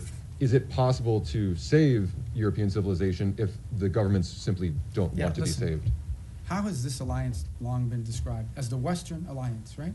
What is it that, and it's not just me saying, you go to these NATO meetings, you meet with people, what they will tell you is our shared history, our shared legacy, our shared values, our shared priorities. That's what they talk about as the reason for this alliance. Well, if you erase your shared history, your shared culture, your shared ideology, your shared priorities, your shared principles, then you just have a straight up defense agreement. That's all you have. So what I'm trying to point to, and what we've tried to point to, is very simple. That is, at the bedrock and at the cornerstone of our relationship, with example with Europe, is the fact that we do have a shared culture, a shared civilization, a shared experience, and shared values and principles on things like human rights, on freedom, on liberty, on democracy, on all sorts of on the rights of the individual, all these sorts of things that we in this nation are the inheritors of in many cases, because many of these ideas that led to the founding of our country found their genesis in some of these places in the Western Alliance. If you take that away, if that's wiped out because for whatever reason it's no longer a priority, I do think it puts a strain and threatens the alliance in the long term and in the big picture. Now, whatever internal politics causes people to dispute this, I'm not going to comment on, other than to tell you that I do think that at the core of these special relationships we have is the fact that we have shared history, shared values, shared civilizational principles that we should be unapologetic about. This is a nation that was founded on Western principles. Founded on Western principles like liberty, the value of and the right of the individual, the right of self-governance. These are all Western values. Now, others may have adopted it in different parts of the world, but they emanate from Western history. And it's something that we should be unapologetic about. Why would we be apologetic about it? Anyone who doesn't recognize, for example, that many of the features of our system of government find their root in Roman and Greek history is a fool. Is a fool. It's just not true. And so I think that we need to understand and embrace that, not negate it. And I think that's what we're pointing to here, is that we are concerned that particularly in parts of Western Europe, those things that underpin our alliance and our tie to them could be under threat in the long term. And by the way, there are leaders in those countries that recognize that as well. Some say it openly, some say it privately. In the eastern and southern part of Europe, they're much more open about it. Nonetheless, it is a factor that needs to be addressed. Yes, ma'am. Was it the New York Post? So you said earlier that you don't see a surrender happening anytime soon when it comes to Ukraine and Russia. Putin says he will accept nothing less than an unconditional surrender, but if this latest intensive push for peace talks fails, is there anything that the U.S. can do to make Russia want to end its war? And then secondly, some of the most major foreign policy issues from Venezuela, Iran, Ukraine, Israel, have been assigned special envoys who do not report directly to the State Department, which obviously has a larger view of how these conflicts affect each other. How intimately has State been involved with these envoys' strategies and actions this year? And do you see State taking a larger role in these kind of day-to-day negotiations? I disagree with the premise of your question. I mean, every envoy that's been involved in all these critical issues, I personally work with very closely. I talk to them 4 or 5 times a day, or meet with them, or they're in the White House, or they're here, primarily in the White House, or they're involved in the same meetings we're involved in. I mean, that's just not factual. No one is out there doing independent action. All of it is strongly coordinated. It's one of the benefits of also being the National Security Advisor, is it allows us to also organize the interagency. Every single one of these envoys, I speak about Steve Woodcock in particular, who's a phenomenal person, very smart, very talented, who dedicates, he doesn't get paid to do this job, he does it for free. And he invests a tremendous amount of time, full time on this thing, traveling all over the world, doing all kinds of things. Okay, but Steve doesn't do anything independently. He relies on the interagency. He gets support from Treasury, sometimes from Commerce, certainly from the Department of War, and from the State Department. In fact, he's staffed in many of these visits by State Department folks, and including the ones in Miami, especially as we get to the technical parts of these agreements. So the synergy there is very tight across the board. And so I think that's just not factual. I was referring to Envoy Grinnell with Venezuela and some of those conflicts earlier this year that really kind of weren't helpful in getting towards the release of the prisoners. Yeah, look, everything that's been done in this administration has been coordinated in some form or fashion. Now, I mean, you guys don't see it all because look, I know everybody wants foreign policy to be 100% transparent, but sometimes it really can't be, because there are sensitivities, because there are diplomatic sensitivities, because things people are willing to agree to in private, they may not be willing to do so in public. There's all kinds of things that have to happen in order to achieve outcomes. Sometimes they work, sometimes certain approaches work, sometimes they don't. But that's not new to this administration. That's been true throughout history. And but at the end of the day, I mean, I feel like we have a very good team of people that work very closely together on all of this. And the key is, every single one of these conflicts, every single one of these issues are all multidisciplinary. Okay, there is no such thing as any one of these things that we're dealing with. Again, going back to the case, let's just use Ukraine as an example. In the case of Ukraine, it involved Treasury, with regards to the minerals deal. It involves commerce to some extent. It most certainly involves the Department of War in terms of not just battlefield assessments, but the sale of weaponry through Pearl, et cetera. It involves the Department of State in terms of everything from interpreters to the technical work of actually putting words to paper that would make sense in an agreement and supporting these visits. We had a very important meeting in Geneva, hosted at our embassy, supported by diplomatic personnel that were involved in doing that, and a lot of the follow-up as well that has to happen with some of these things. You know, peace deals aren't just, in the case of Gaza, strongly supported. We actually, we took our ambassador in Yemen, who can't be in Yemen, Fagan, and assigned him for 8 weeks on that portfolio so that we could have someone there to help navigate and coordinate all the technical aspects. You can reach a peace agreement in concept, but then someone's got to sit down and write down the technical language and the specificity, and they rely on the professionals in this department and other government agencies, depending on the subject matter. So, look, I think in any new administration, there's a learning curve early on. People are still getting onboarded. You may not even have people Senate confirmed yet in these positions. Maybe you haven't even hired some unfilled spots. But I think certainly in the second half of last year, I'm very proud and very pleased at the synergy that we've established on all of these things and that continue to establish it. Another one that's doing a great job is Mossad Boulos. I mean, he's out there every day working with our Africa Bureau. They're very involved in this, on trying to deal with Sudan, on trying to deal with the Rwanda DRC. So we have a good team of people that work very well together and very collaboratively, and we're going to build on that in the new year. Yes, ma'am. Thanks. Shelby Talcott with Semaphore. Vanity Fair quoted you as wondering whether Putin just wants the entirety of Ukraine. I'm curious if that's still a question for you, and how confident are you in being able to reach a peace agreement if that is a question? And then along those lines, is there a deadline for Russia and Ukraine to come to an agreement before this administration walks away? Yeah, I'm not in any position to give you deadlines on anything. And as far as that quote, that's a quote the president has said publicly, which is, he has said 3 things. I thought it was going to be the easiest one, and it's turned out to be the hardest.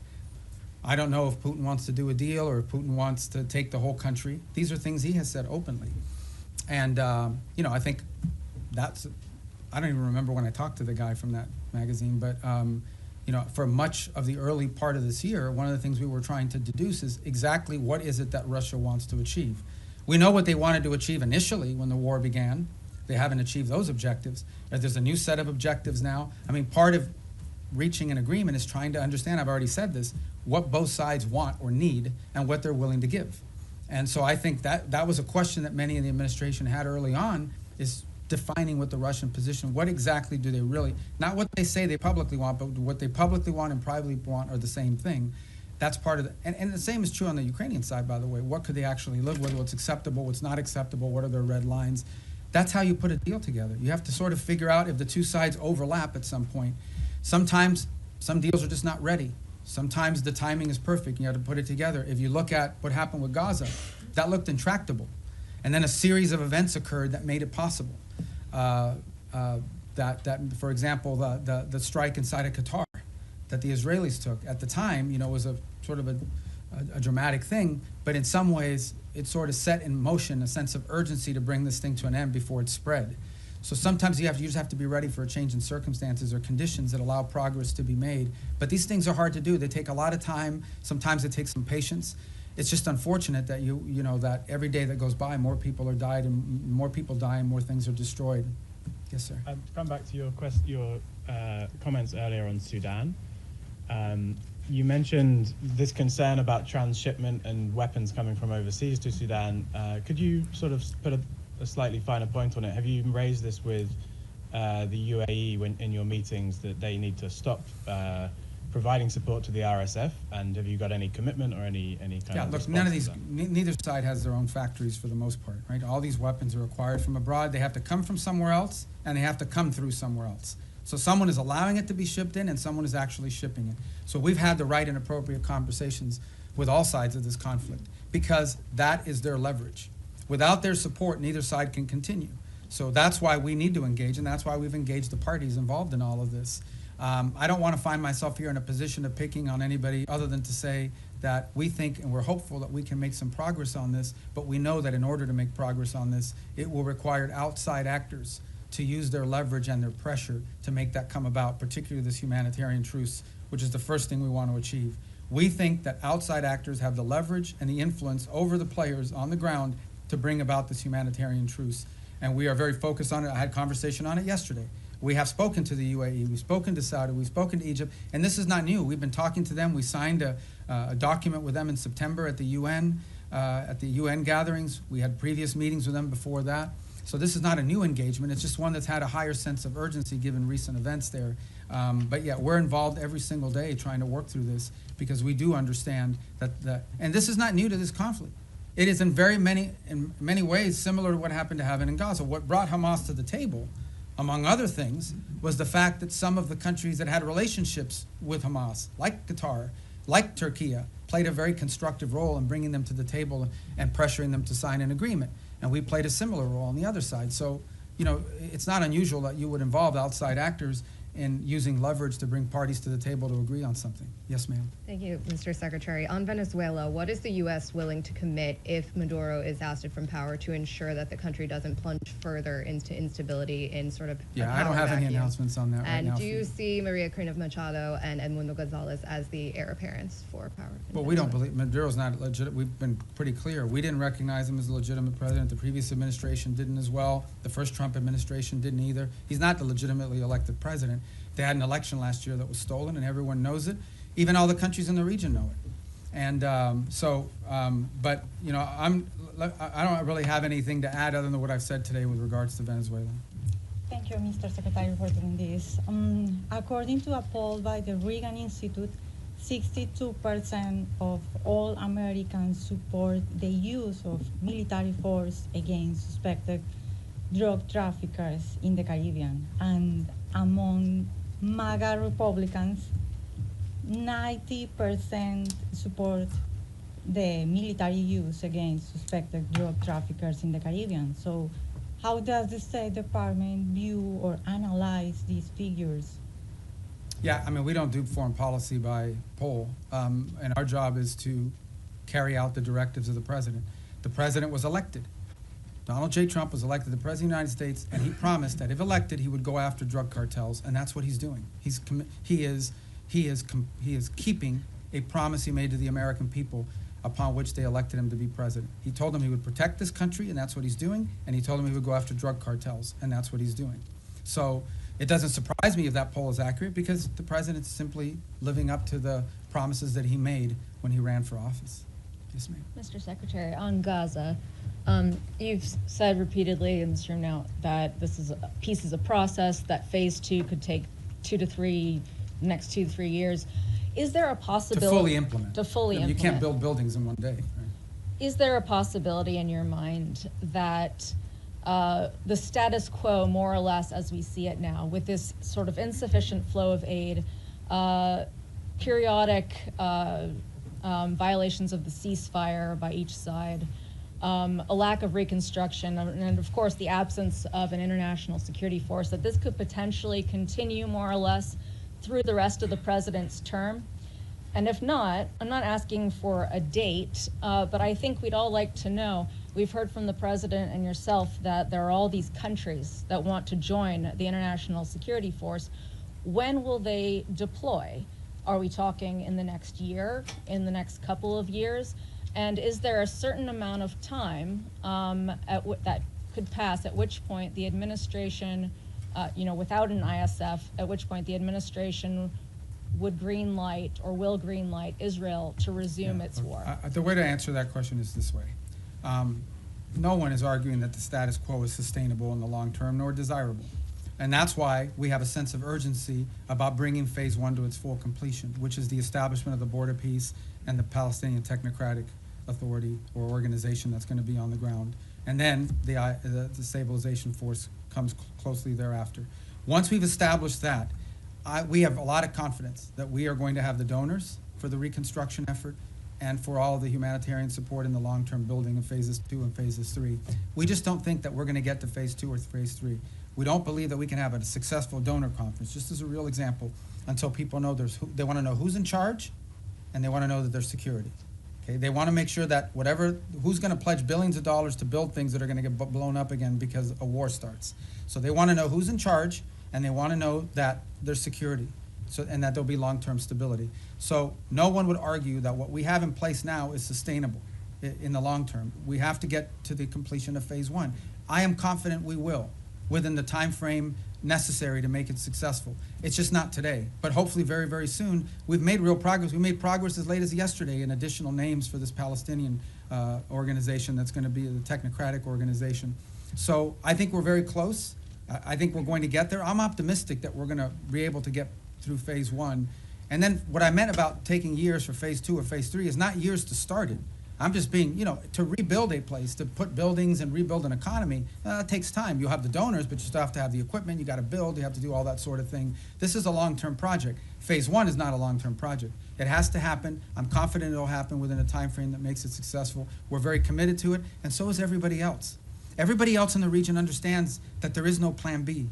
If this doesn't work, plan B or what's going to happen is a new war, and no one wants that. No one wants that. So, Mr. Secretary, are you going to be able to tell us in the next year who is going to secure Gaza and it'll have to happen who is much. going You're to talking about disarm? the stabilization force? Yes. Yeah. That'll have to happen much more than a year from now. That is the completion of phase one. When we get through the establishment of the stabilization force, border peace, Palestinian group, stabilization force. All those things happen, boom, boom, boom, 1, 2, 3. They have to happen very quickly, not a year from now. This is something we're aiming at very soon. It has to. It's what we're focused on right now, like a laser.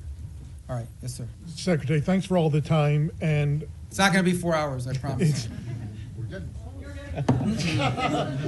It's an hour and a half. You see the press corps is hungry for engagement here. I hope the State Department will return to regular press briefings soon. You got a great spokesperson's unit over there that's more than capable of handling it.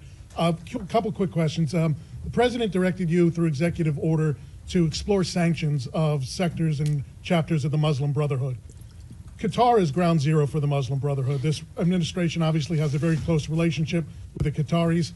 How do you confront the Muslim Brotherhood without confronting the Qataris? That's my first question. Second question is on UNRWA. There's a report that the State Department is in deep discussions about possibly sanctioning UNRWA. What's your mindset on that, and do you feel there is any role for UNRWA absent humanitarian aid delivery in the future? I think we can deliver humanitarian aid without UNRWA. I think UNRWA is a corrupted organization that's unsalvageable, period. And I think our policies reflect that. On the first point that you talked about, I think we'll have some announcements, and not today, early next week, on Muslim Brotherhood. Designating groups there's a series of internal steps, despite what people may or may not perceive. There are things we have to meet, criteria we have to meet, information we have to have, boxes we have to check, legal reviews that have to happen, and that takes time. So, but I think there'll be announcements very soon on that. Probably as early, if not today, early this next week. Do you expect pushback from the Qataris? Well, I'm not going to comment on which segments of the Muslim Brotherhood. As you know, there are different chapters, for lack of a better term, and individuals spread throughout the world. But the President's issued his executive order, and we're working through the execution of it. And we'll get to what we need to get to. A lot of this obviously depends, from a legal review standpoint. You have to have certain information that you can cite in order to justify the designation. So we're working through that. We'll have some announcements next week, and they won't be the last announcements that we have. Yes, sir. And Mr. Secretary, thank you for doing this today. This conversation between my colleagues and yourself paints a seemingly chaotic and hostile world at times. So very simply and generally put, what do you believe is the biggest threat facing the United States today? I don't know we live in a world where we have a single threat that we can identify. I think there are multiple things that you look, both short-term and long-term. As I pointed to in the hemisphere, in our own hemisphere, closest to home geographically, it's the rise and the power of transnational criminal terrorist group who are destabilizing nation states throughout the region and pose a direct threat to the United States through overthrowing governments, destabilizing these governments, leading to mass migration, and certainly the trafficking of drugs, and also providing fertile ground for potential, outside of hemisphere actors to act within our hemisphere in the long term. That's a major threat. I think we face some challenges. And we know the United States industrial base, the United States supply chains become dangerously dependent on other countries for many of the things that are elemental and critical to not just sustaining what we have, but building the economy of the 21st century. And so building up our industrial base and diversifying our supply chains are a critical threat that the United States needs to confront.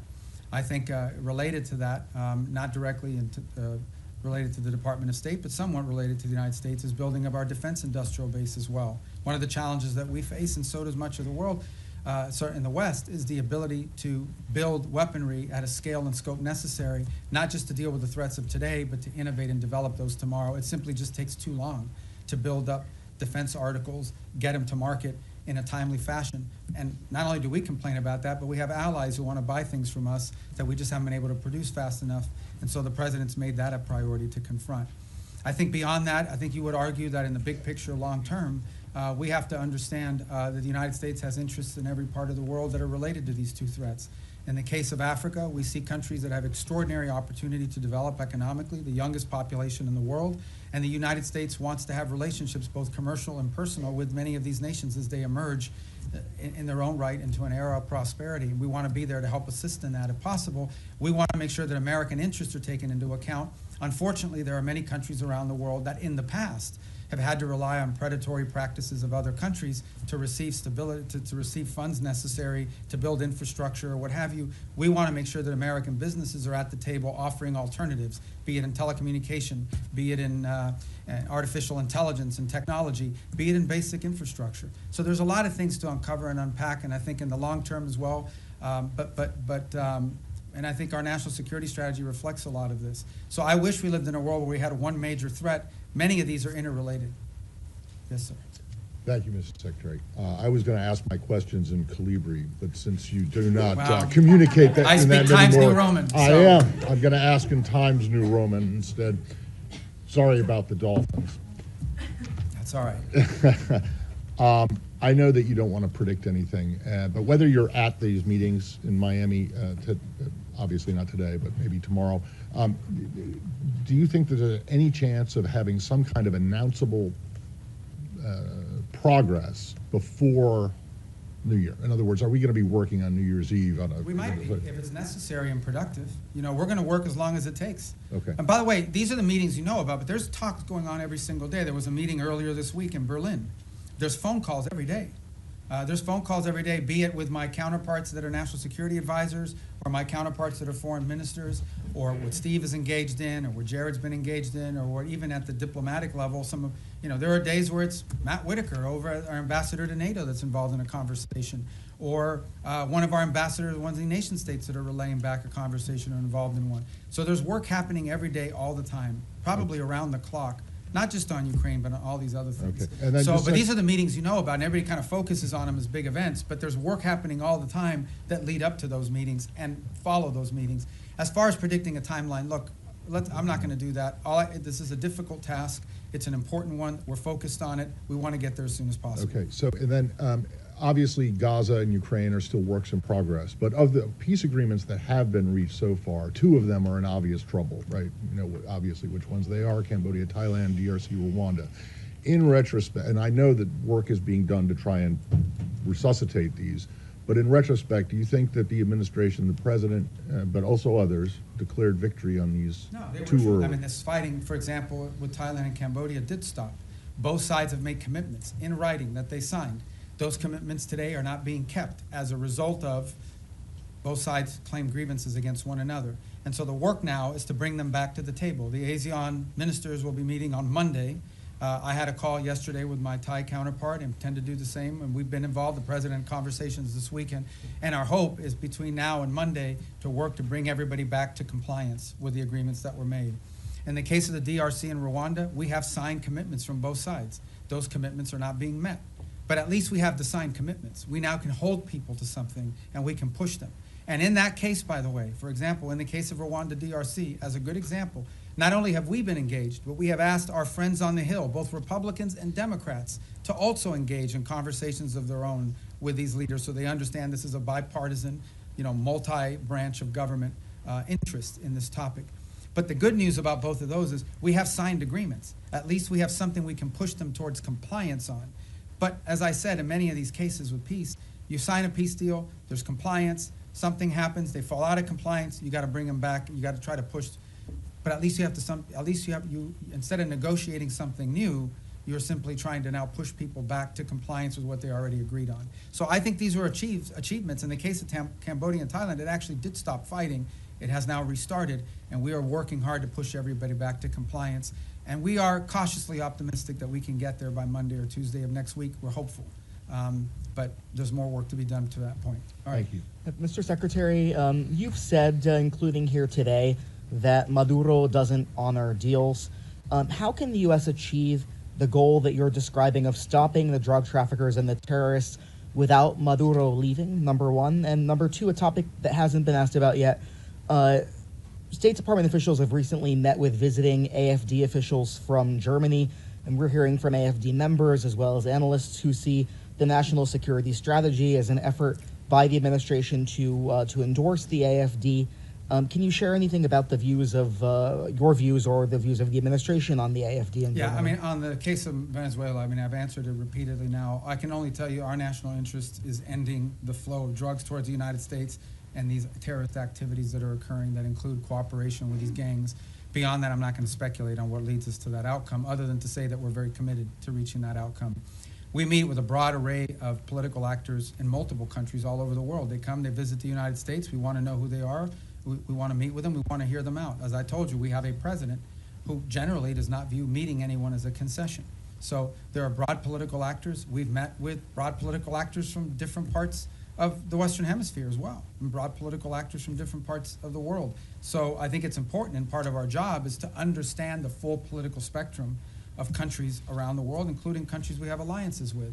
I would say that many of our allied countries, they meet with Democrats and Republicans, and sometimes libertarians or whoever. I mean, political figures that travel overseas, they also have meetings with them. So part of the job of the State Department is to inform the administration about sort of the internal political dynamics of the countries that we have alliances and partnerships with. Because in the end, we don't know what the outcomes of elections are, but understanding that the internal political climate of individual countries is a key part of determining how we approach and pursue public policy in partnership with them. And that's why, you know, we've had recent elections here in the Western Hemisphere, and we've met with multiple people that are running. Meeting with them does not mean we're endorsing them for president of Bolivia or president of Chile, but we do want to know who these people are and what they're about and what they're thinking, because it informs our work. And by the way, so, you know, we do that from the embassy as well. I mean, we get a lot of the cables I have is a meeting they met with someone who's going to run for president in 2 years. That doesn't mean we're endorsing the person, but we should probably know a little bit about them in case they win. And even if they don't win, if their party has votes in the parliament or votes in their legislative branch, that's an important factor to consider. Yes. Thank you. Some key European and regional allies say they're limiting intelligence sharing with the United States because they're worried that the boat strikes violate international law and they don't want to be involved. Doesn't that strain these relations with key partners that you say you need in order to do these broader security efforts in the region? No.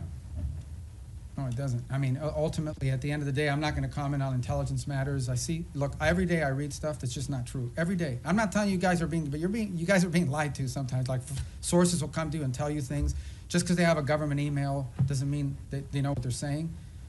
Maybe they just want to sound important. Maybe they have other incentives. I'm not opining about your question in particular. I'm just writ large, but I'm not going to talk about intelligence matters. Suffice it to say that the United States, every boat strike we've conducted, okay? This is not people seeing a boat and say, okay, let the drummer get wicked and blow him up. We're not talking about that stuff. We are presenting every single one of these is justified. We know who's on those boats. We've been tracking them from the very beginning. We know everything about them. Okay, there are boat strikes we don't take because they don't meet the criteria, the legal criteria. We have everything we need, and it's one of the reasons why you've seen this massive deployment in the region, is to be able to gather intelligence and paint a picture that we can justify to lawyers based on the law. So I'm very confident about that effort. It's been very successful. Thank you, sir. Back to terrorist designations. Last month, the State Department designated 4 European groups aligned with Antifa as foreign terrorist organizations. Could we see more designations like that in the works for left-wing extremist groups, and what could the Yeah, I mean, if the group's involved in firebombing, if there's anybody involved in, you know, activities such as that could potentially inspire or lead to violence in the United States, we're going to designate them. So sure, if you have any we want to suggest, I will look at them. Okay, here you go. I told you we'd get to you. Go ahead. Thank you very much. Thanks for your patience. Mr. Secretary, I wanted to drill down on the way you and the administration see America's national interests, because you said that Ukraine is not on our continent, not our war. You said something in our own hemisphere is more important. So this involves both our commitment to the negotiations in Ukraine, which the president is passionately committed to, for ending the rising numbers of deaths, he says. Russian President Putin told my colleague, Keir Simmons, today at the news conference in Moscow, "We do not consider ourselves responsible for the loss of life because it was not us who started this war. Does the administration, does the present you, the administration, believe that Putin was not the aggressor here? And if so, how can you reach an agreement between two parties when the aggressor will not acknowledge that he invaded a sovereign Yeah, country? If I just may follow. So how do you reach any kind of compromise or ceasefire when Vladimir Putin repeatedly says, and you say that may not be what he really believes, but he has never said that he would make concessions publicly. And he's never said that he invaded Ukraine. He's always said that that is Russian territory. So why is that not in our national interest? When also in our hemisphere, if it's impossible to eliminate the threat of narco-terrorism as you describe it, with Maduro in charge, you've described the extent beyond narco-terrorism and drug trafficking of his threat. You've described it today as a threat to the region. Doesn't that mean there will have to be regime change? And is it in America's national interest to get involved in regime change in our hemisphere, given what's happened before? And why is Maduro this overriding, I mean, he is an overriding threat by all acknowledgement, but why is the former president of Honduras not a regional threat, who was personally involved in, hundreds of tons? So let me take the second one for the first one. On the president of Honduras, I'm not involved in the pardon process, which is what that was. He's no longer in office. So that might be. He was in a U.S. prison. No, I understand, but I can't comment on our pardons process because that's not an area that I have many jobs, but that ain't one of them. So I'm not hiding from it. I'm just telling you I don't know. I can't give you an informed answer on that because I was just involved in that process. As far as the question of Maduro and his impediment, look, I've just made the observation that it's hard to make a deal with someone. Everybody says, everybody says we should go to negotiation. All I'm observing, maybe, I'm just saying all I'm observing is he's never kept any of the deals he's made in the past, which makes it difficult to consider making one in the future. Beyond that, I'm not going to speculate about what might or may not happen. Ultimately, I can tell you what our goals are and what our interests are, and that's how we've defined them. Well, in 2019, didn't he get bailed out by Cuban military, Cuban intelligence, outside forces? And so ultimately, with this blockade, is this partly, yes, Maduro, but partly to get at Cuba and Iran and the recipients of this sanctioned oil? This action on the boats, these are sanctioned, but these are enforcement actions. That's what they are. They are existing sanctions. And therefore, 80% of their oil is shipped through ghost fleets. Okay, so we understand what we're talking about here. We are talking about boats that are basically privateers, okay, that are flying under false flags, that turn off the transponders, that spoof their true location.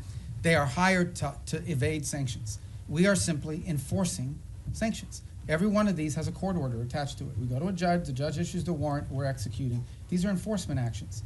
The fact that they happen to impact a terrorist regime, is a good thing, but they are enforcement actions, and we are conducting enforcement actions. On the case of Ukraine, no one has said that Ukraine is a zero in terms of our national interests. We have sold them billions of dollars worth of weaponry. We've provided them in previous billions of dollars worth of weaponry. We continue to provide them intelligence support. And we have sanctioned, the president has sanctioned the Russian Federation. He issued oil sanctions. All the oil sanctions everybody wanted him to do, he did them. He did them a month and a half ago. All I'm saying, now you point to all the stuff about, does Putin say this? Does Putin? That's why this issue set is difficult. I'm not claiming anything other than the fact that we understand it's difficult. We understand that you're not going to have a deal unless both sides have to give and both sides have to get. Both sides will have to make concessions if you're going to have a deal. You may not have a deal. We may not have a deal. It's unfortunate. The U.S. should walk away from that if it is not a prime region interest because it's not in our continent. That's not my decision to make. Ultimately, the president will make a determination if and when he feels like further U.S. engagement is no longer productive or serves the national interest. That's a decision the president will have to make. I can't speculate about that. All right, yes.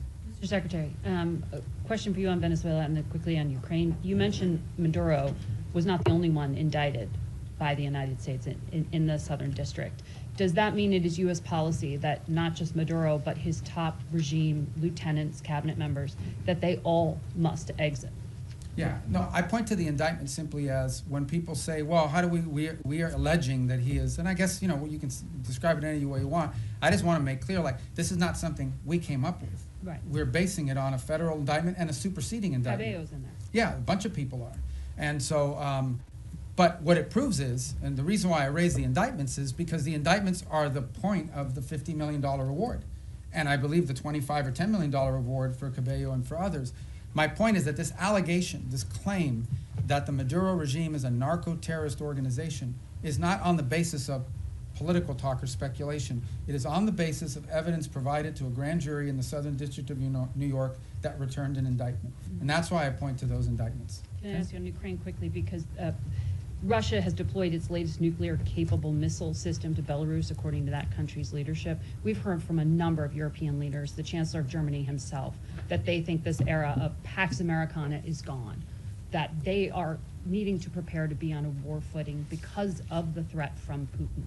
Do you believe, does this administration believe today that Vladimir Putin will end his march on the eastern flank of Ukraine? And do you stand by our European allies against any kind of attack? Look, we have heard the same concerns from our allies in NATO. It's why we are in NATO. It's why we meet with them. It's why we talk to them all the time. I've spoken to Mark Rutte this year probably 40 times, and he's spoken to multiple people in our administration as well, multiple times. He's been here multiple times. He speaks to the president directly. It's why the United States basically is over 50% of NATO, both in troop commitments and in financial commitments as well. It's why we remain in NATO. It's why the president had a very positive visit in NATO.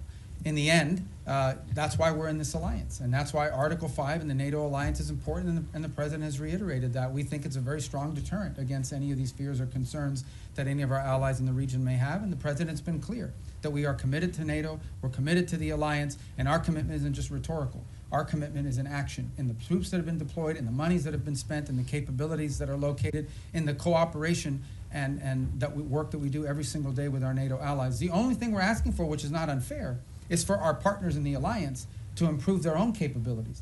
Because the more capable our allies in NATO are, the more capable NATO is. But We're going to keep doing our allies part. We just want them to do more. And they've committed to do more. But these allies are saying that they are concerned now. Sure, and that's why we have NATO. So nothing has changed? Pax Americana, what the Chancellor of Oh, I don't Germany know. said? I don't know why he's saying that. You'll have to ask him why he's saying that. The truth of the matter is that NATO is the key defense alliance and agreement that has provided stability on the European continent. We believe it is stronger today than it's ever been because our allies have committed to increase their own defense spending. The more capable our allies are, we've already made our commitment. We've been spending billions and billions and billions. It's the single biggest part of the largest government budget in the world is defense spending in the United States. So we've already done our part, and our part isn't just rhetorical, it's real. We have troops stationed there, we have capabilities there, we have weapons we've provided our partners in the region as well.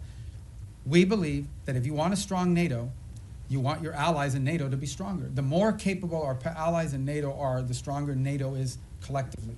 And that's why we're very pleased to see them make that commitment of 5% with the exception of Spain. And that's why the president left our NATO gathering earlier this year so enthusiastic about the future of NATO and about our role in it. And in fact, that's why the president's been working with NATO countries on the Pearl program, which is what's providing weaponry to the Ukrainians today.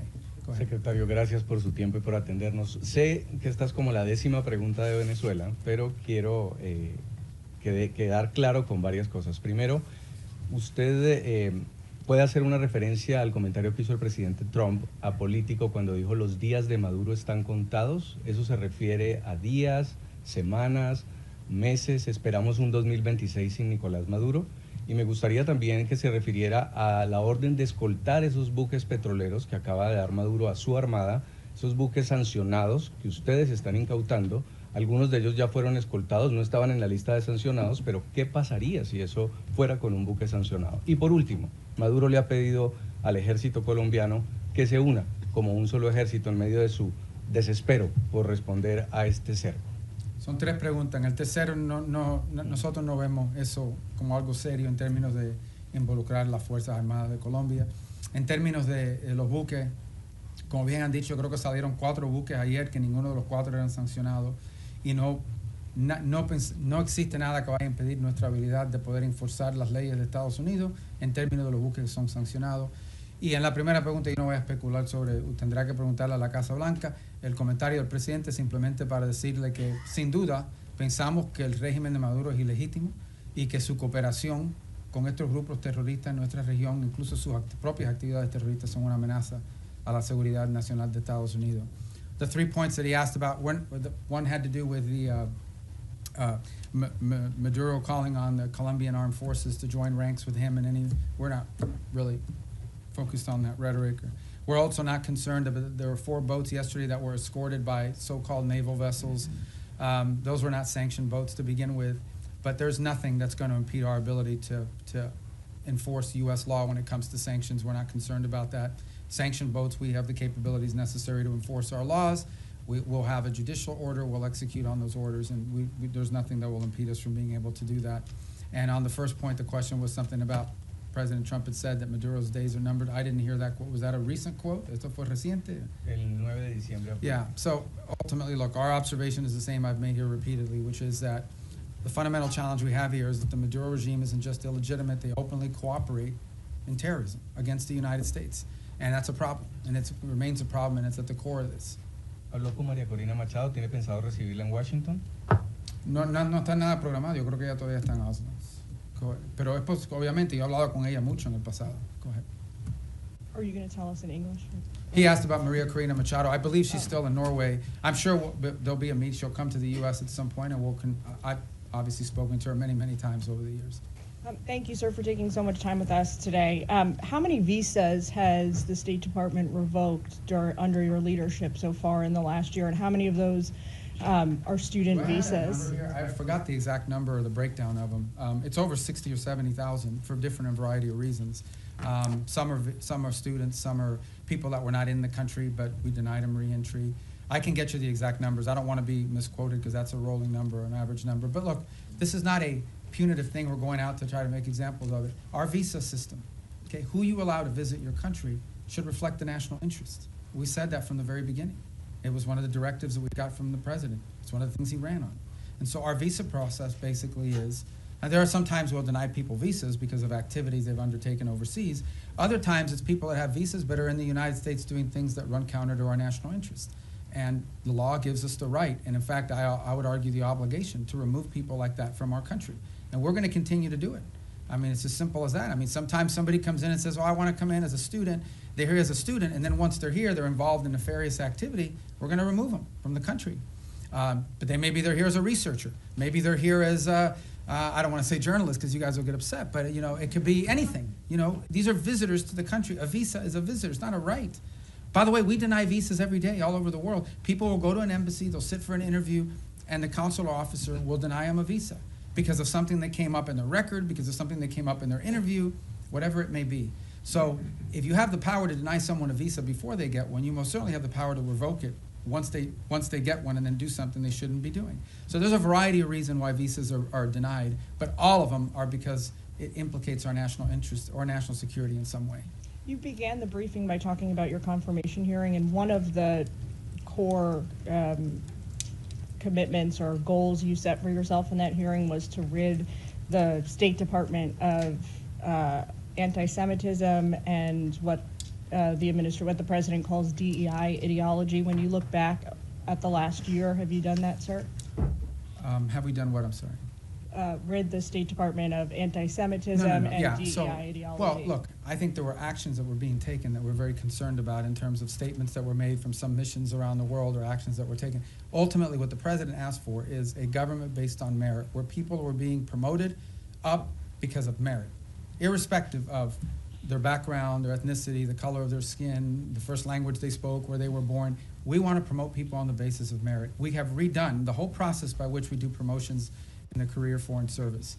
We've redone it in a way that prioritizes the right things. There were people not being promoted in the State Department because even though they were exemplar foreign officers, their DEI score under the previous administration was too low. There were people that were because they weren't committed enough to the DEI cause. So we have very talented people that did not get promoted in the State Department because they did a great job, but they had a low DEI score. We got rid of that. That's not going to exist anymore. We are going to judge people on how good they are at the job that they do. And by the way, we're also opening to promoting people, not just based on seniority. We have some very talented, and I say junior officers, like 10 years, 15 years is considered junior around here. They're very talented. If we don't promote some of these people, we're going to lose them. Because there's a lot of money to be made in the private sector, you know, and the people want to pursue in life. If people don't see upward mobility where they work, if they don't see the opportunity that by working hard and being successful, I'm going to be able to get ahead, they think they're reading roadblocks, they may leave and go work for another agency or outside of government. So we want to promote good people on the basis of merit. And I do think we have made changes. In fact, I just today approved a list of foreign service promotions for the president to submit to Congress. And it's on that new basis. So I'm really happy with that program. And look, we'll tinker with it, we'll improve it as time goes on, but we thought it was critically important that people be promoted on the basis of merit and skill, and not on all these other things, and certainly not on a DEI score. Thank you. Thank you, Mr. Secretary. Given that the Brown University and MIT shooter entered the U.S. with a diversity visa and Secretary Noem has since paused the program, is the State Department looking into considering pursuing permanent changes to the green card system, like changes to eligibility rules? Well, I haven't had a chance to talk to her. I know they suspended that program because they want this. And the reason why you suspend this program is not because you argue everybody who came in under that visa is a bad person and is going to shoot a place up. It's because you want to determine whether there's something in the vetting of that program that's insufficient. Is there a systemic problem in how those decisions are made that needs to be addressed? So I think it's wise to suspend a program until you understand whether there's a deficiency in the program. So you just had a guy that came in through a certain route. You suspend the program to figure out whether something that came up in the interview process should have been a red flag but wasn't identified, so you can fix that before you restart the program. So I would imagine that's the process we're going to go through as well. Okay, yes, sir. Thanks, Mr. Secretary. Thanks for all your time here today. An issue I believe is close to your heart, Cuba. Is it the policy of the United States to seek regime change in Havana? And should we see the developments that are going on right now with Venezuela, the U.S. policies, as part of an effort to bring down the communist government? Yeah, and if I may briefly, do you stand by your statement earlier this year that nobody has died from U.S. aid cuts? On your first point, I think it's not just the policy of this administration. I think every administration would love to see a different type of situation in Cuba. Cuba's a disaster. It's a disaster. It's not just because they're Marxists and because they're terrorists. They're incompetent. These are incompetent people, and they've destroyed that country. On the second point, I'm very proud of the changes we've made in foreign aid. Just yesterday, the day before, we are, I think before the end of this year, going to enter into over 50 compacts, health compacts with different countries around the world. Understand the way this used to work. We used to go to a country and say, we're going to give you a bunch of money for your healthcare programs. And then we would go out and hire some NGO in Northern Virginia or whatever. They would take their 60% cut off the top for administrative aid. They would take another 20%. Before you knew it, just a portion of that money was even reaching these countries. In many cases, many of those countries, it is true. I heard somebody whisper that's not true. It is true. In many of these countries, the governments didn't even know how much money was being spent. We are now entering into government-to-government compacts with these governments. And the compacts are the following. Not only are they provided assistance, but they are being provided a plan to build up their own self-sustainment and their own abilities internally. So that in the long term, these countries need less aid because they can now do it for themselves. Some countries may take 5 years, some countries may take longer, but we're very proud of that, and the countries are very excited about that. I'm also very excited about humanitarian aid. It's interesting, you guys didn't pay a lot of attention to this, but this happened.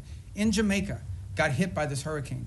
And I saw some articles, this is going to be a disaster, the U.S. humanitarian response is not going to be good. It was excellent. Perhaps one of the best humanitarian responses in recent memory in terms of what we were able to bring very quickly to bear in assistance to them, led by our embassy, but also led by the region. And by the way, it was also very helpful that we had a lot of military assets in the region that were able to assist in that as well. We recently had an event in Sri Lanka. Again, we were able to very quickly provide assistance, the assistance they needed. So it's still a work in progress. We're still building this out. But I think in the big picture and in the long term, when people look back at this, they're going to say that we redid foreign aid in a way that actually delivered aid more effectively and in a way that furthered our national interests, both. And a lot of it driven from the embassy level. The amount of control and power and influence that our ambassadors and our embassies will now have to help shape how foreign aid looks like in those individual countries is much greater today than it was when you had USAID sitting alongside them almost as an independent branch that oftentimes took actions completely divorced, completely separated from our broader foreign policy. Yes, sir. Thank you, Mr. Secretary. First, I want to ask a clarifying question regarding Venezuela. You mentioned you've spoken with the opposition leader repeatedly over the years. When was the last time you spoke with her? I don't recall. I mean, she was not in a place where talking was very easy. You know, And she was in hiding in Venezuela. Do you think there's a possibility we could be seeing a White House summit with her in any sort of future? I don't know. I mean, that maybe. I don't know. I mean, nothing's been planned. And then shifting gears a little bit, the State Department mentioned earlier this year some free speech concerns, particularly in Europe. What are some goals you have in regards to that in 2026? Any countries or certain efforts that you have? Well, I mean, broadly, we're concerned about any place, first and foremost, where American free speech could be implicated, right? Are we going to live in a world where some American puts up a social media post and then gets to some airport somewhere and is arrested? We're also concerned about the impact that some of their policies are having on our social media platforms. As you recently saw, you know, X is facing this massive multi-million-dollar fine that they're going to have to pay, I guess, if they want to continue to operate. But I think more importantly, I think it touches on the broader question that was asked a little bit earlier. We all talk about how these alliances, in many cases our alliances with our European partners, are built on our common principles, our common values, as much as anything else. These aren't just a geopolitical arrangement. It is an alliance with like-minded countries with whom we share values and principles. And one of those values and principles, we hope, is freedom and the freedom of expression. And we're concerned that that is eroding. Okay, thank you, guys. Thank you.